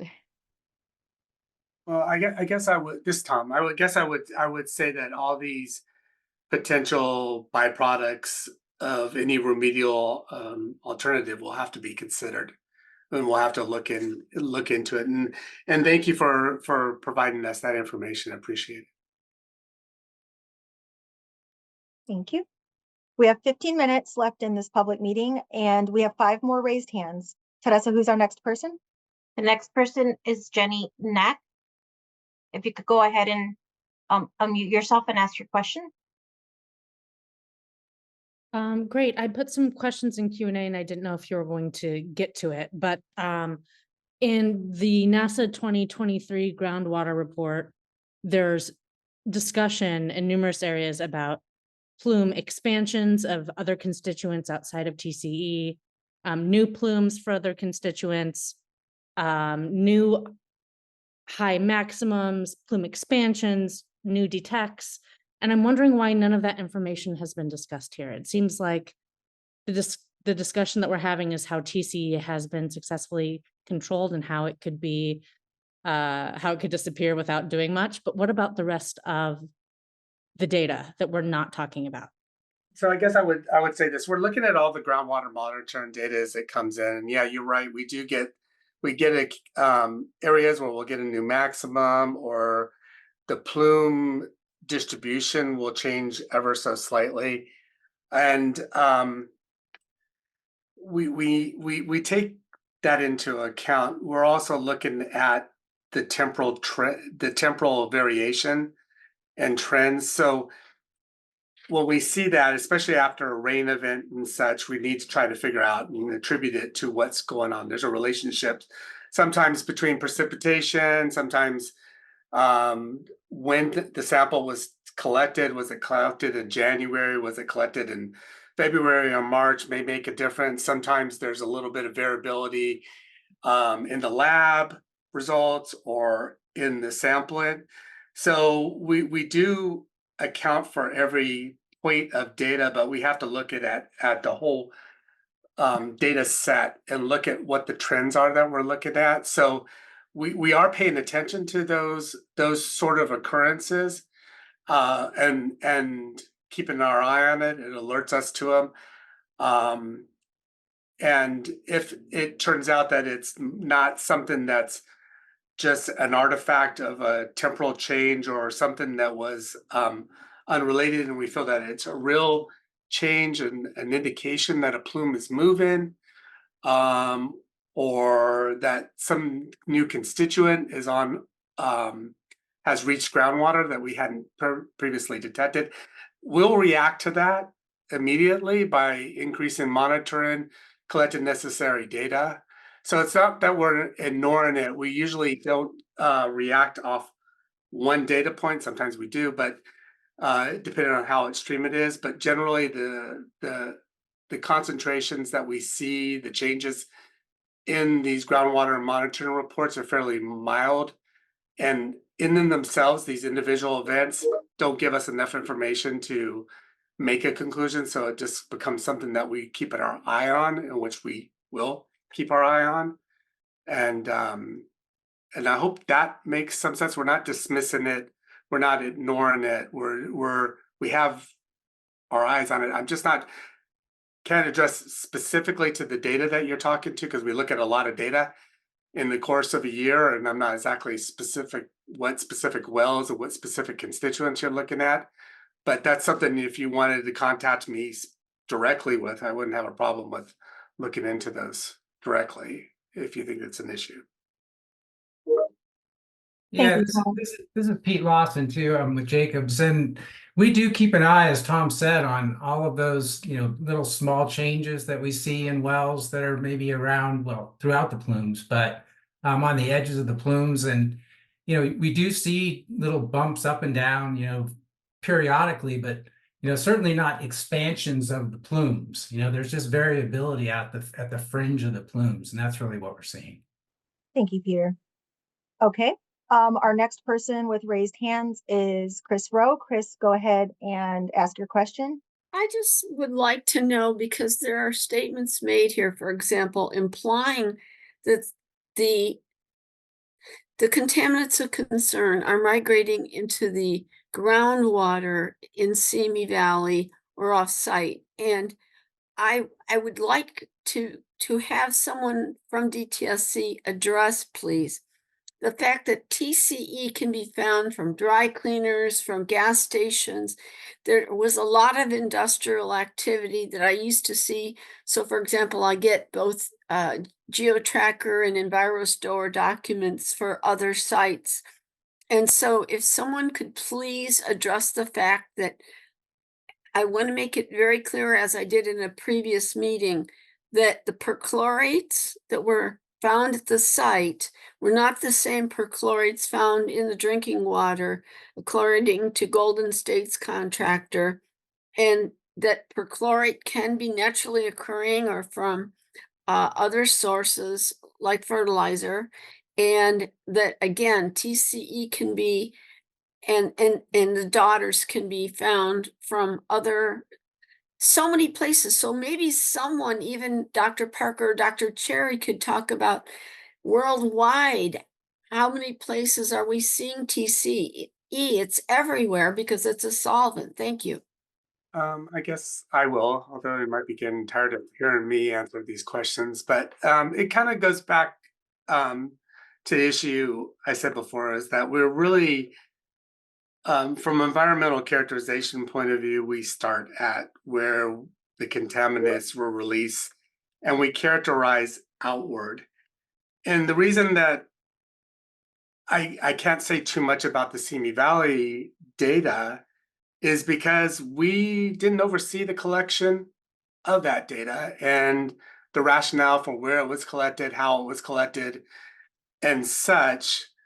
So I feel more comfortable, and we feel more comfortable in talking about the data that we have overseen, the investigation that we have done, which shows that we know where the extent of these contamination is in the groundwater, and that it does not extend off-site, except again for the Northeast area. Thank you, Tom. We are nearing the end of the public meeting. We're going to take the last 4 raised hands, and then we're not going to take any more. We're going to do Christina Walsh, Larry Yee, Adam Salkin, and then Chris Rowe again, and then we're going to wrap the meeting up. If you have questions, you can still continue to fill out the groundwater listening survey, or you can email us. I will have that information on the last slide. Christina, please unmute yourself and ask your question. Yes, thank you. There's been a lot of discussion of whether the plume of TCE has gone off-site. In your cartoon diagrams, as you describe them, it shows DNAPL sinking swiftly, going downward and then outward.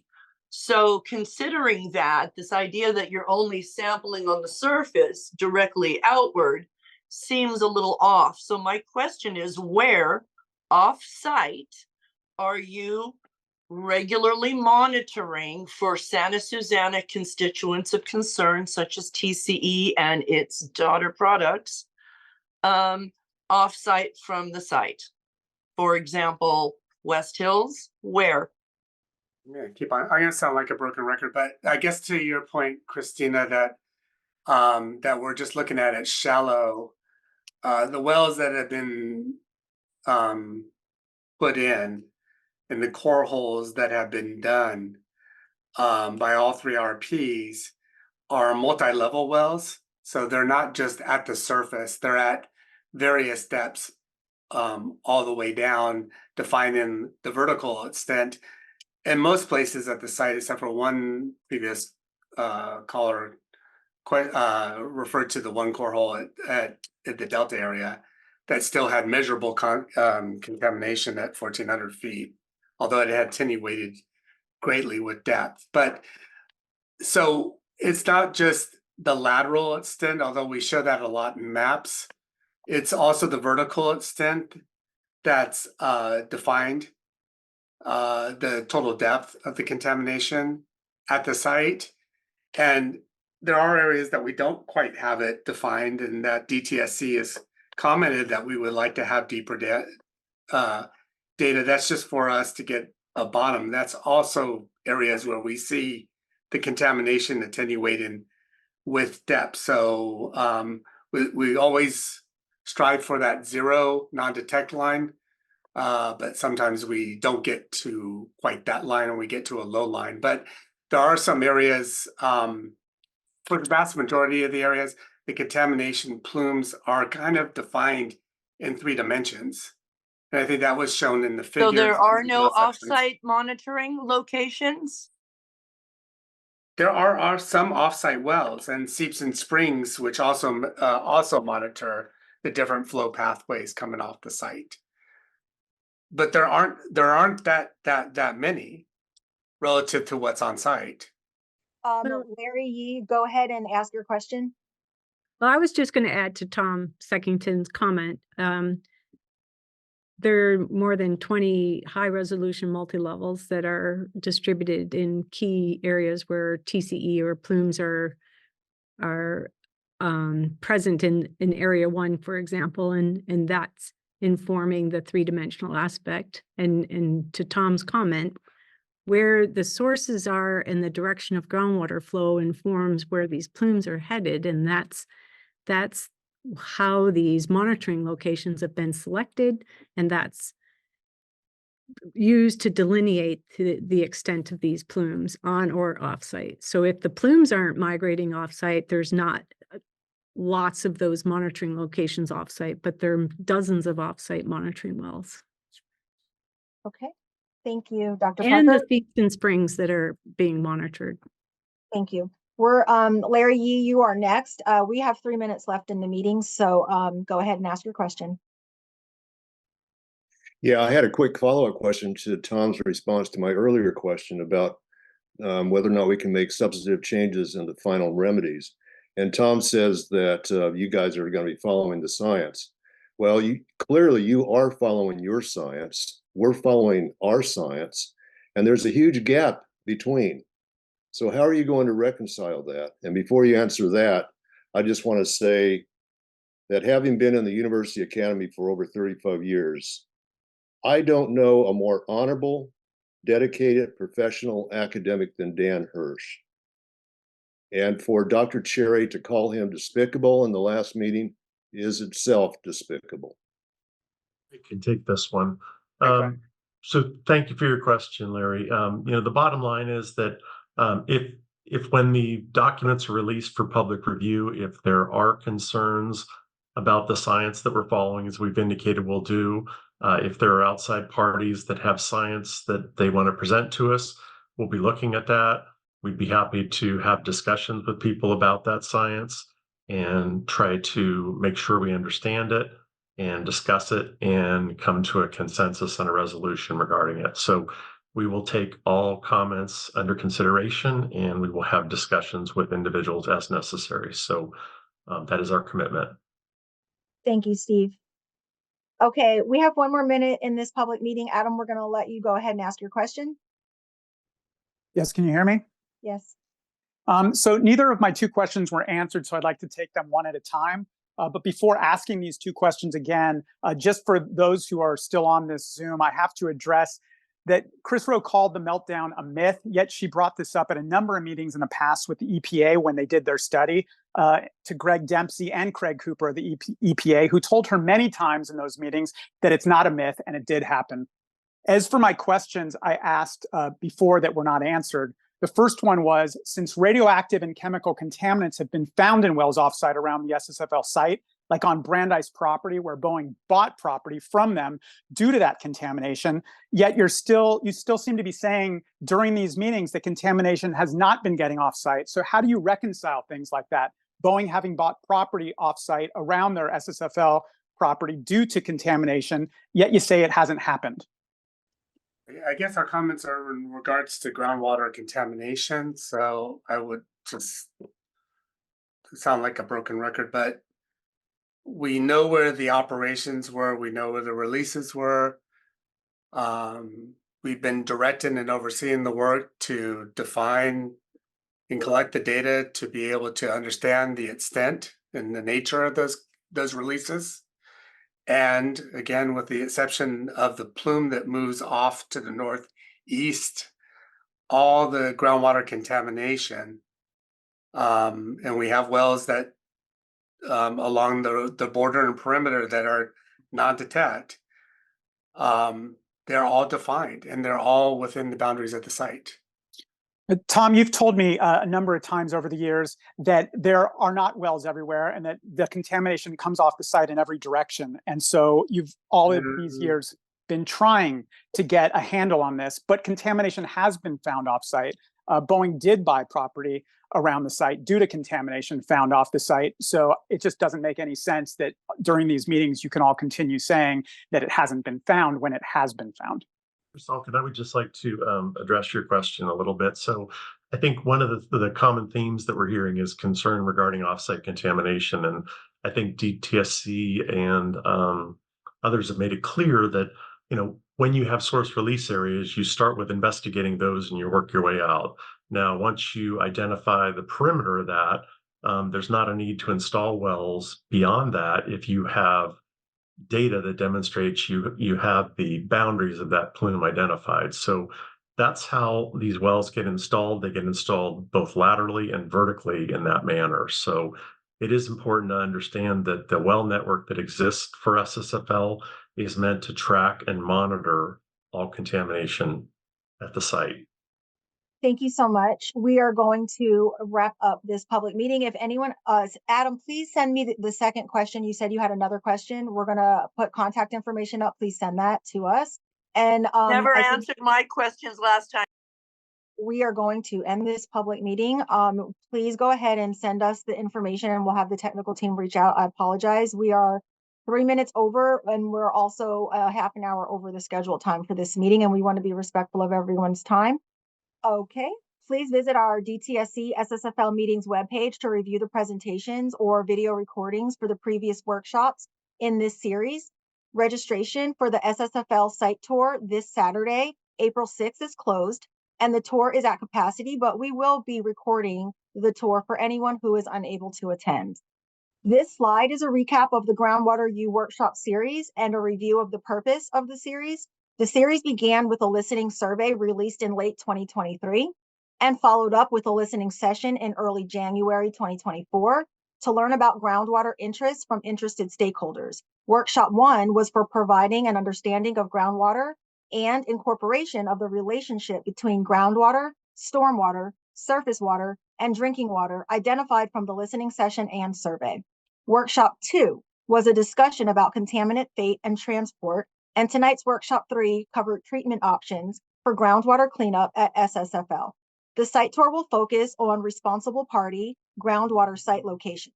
The goal is to prepare interested stakeholders to review the upcoming cleanup documents in preparation for the public meetings and public comment periods. Please email me to be added to the mailing list to receive notices when dates are announced. You can also sign up for the email list on our homepage. This slide includes anticipated public comment periods for draft cleanup plan decision documents, describing how the responsible parties plan to clean up their areas of responsibility. Each plan will have its own timeline, public notice, and public comment period. These cleanup plans will focus on soil and groundwater cleanup. The first groundwater decision document and public comment period is expected to begin later this year. No dates for any cleanup for groundwater has been announced at this time.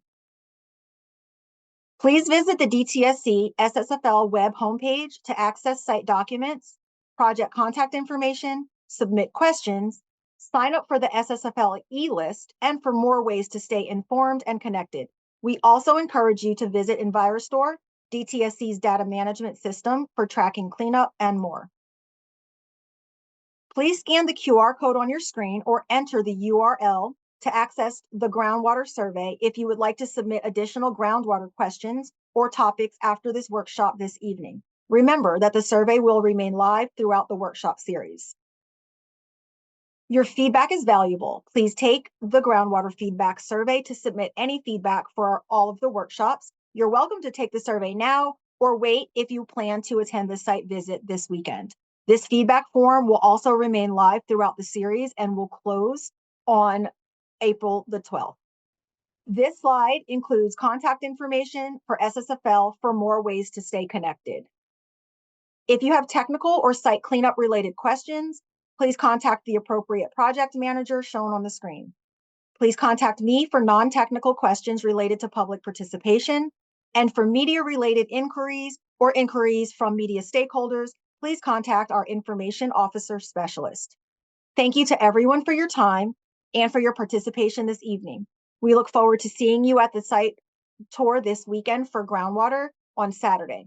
Thank you and have a great evening.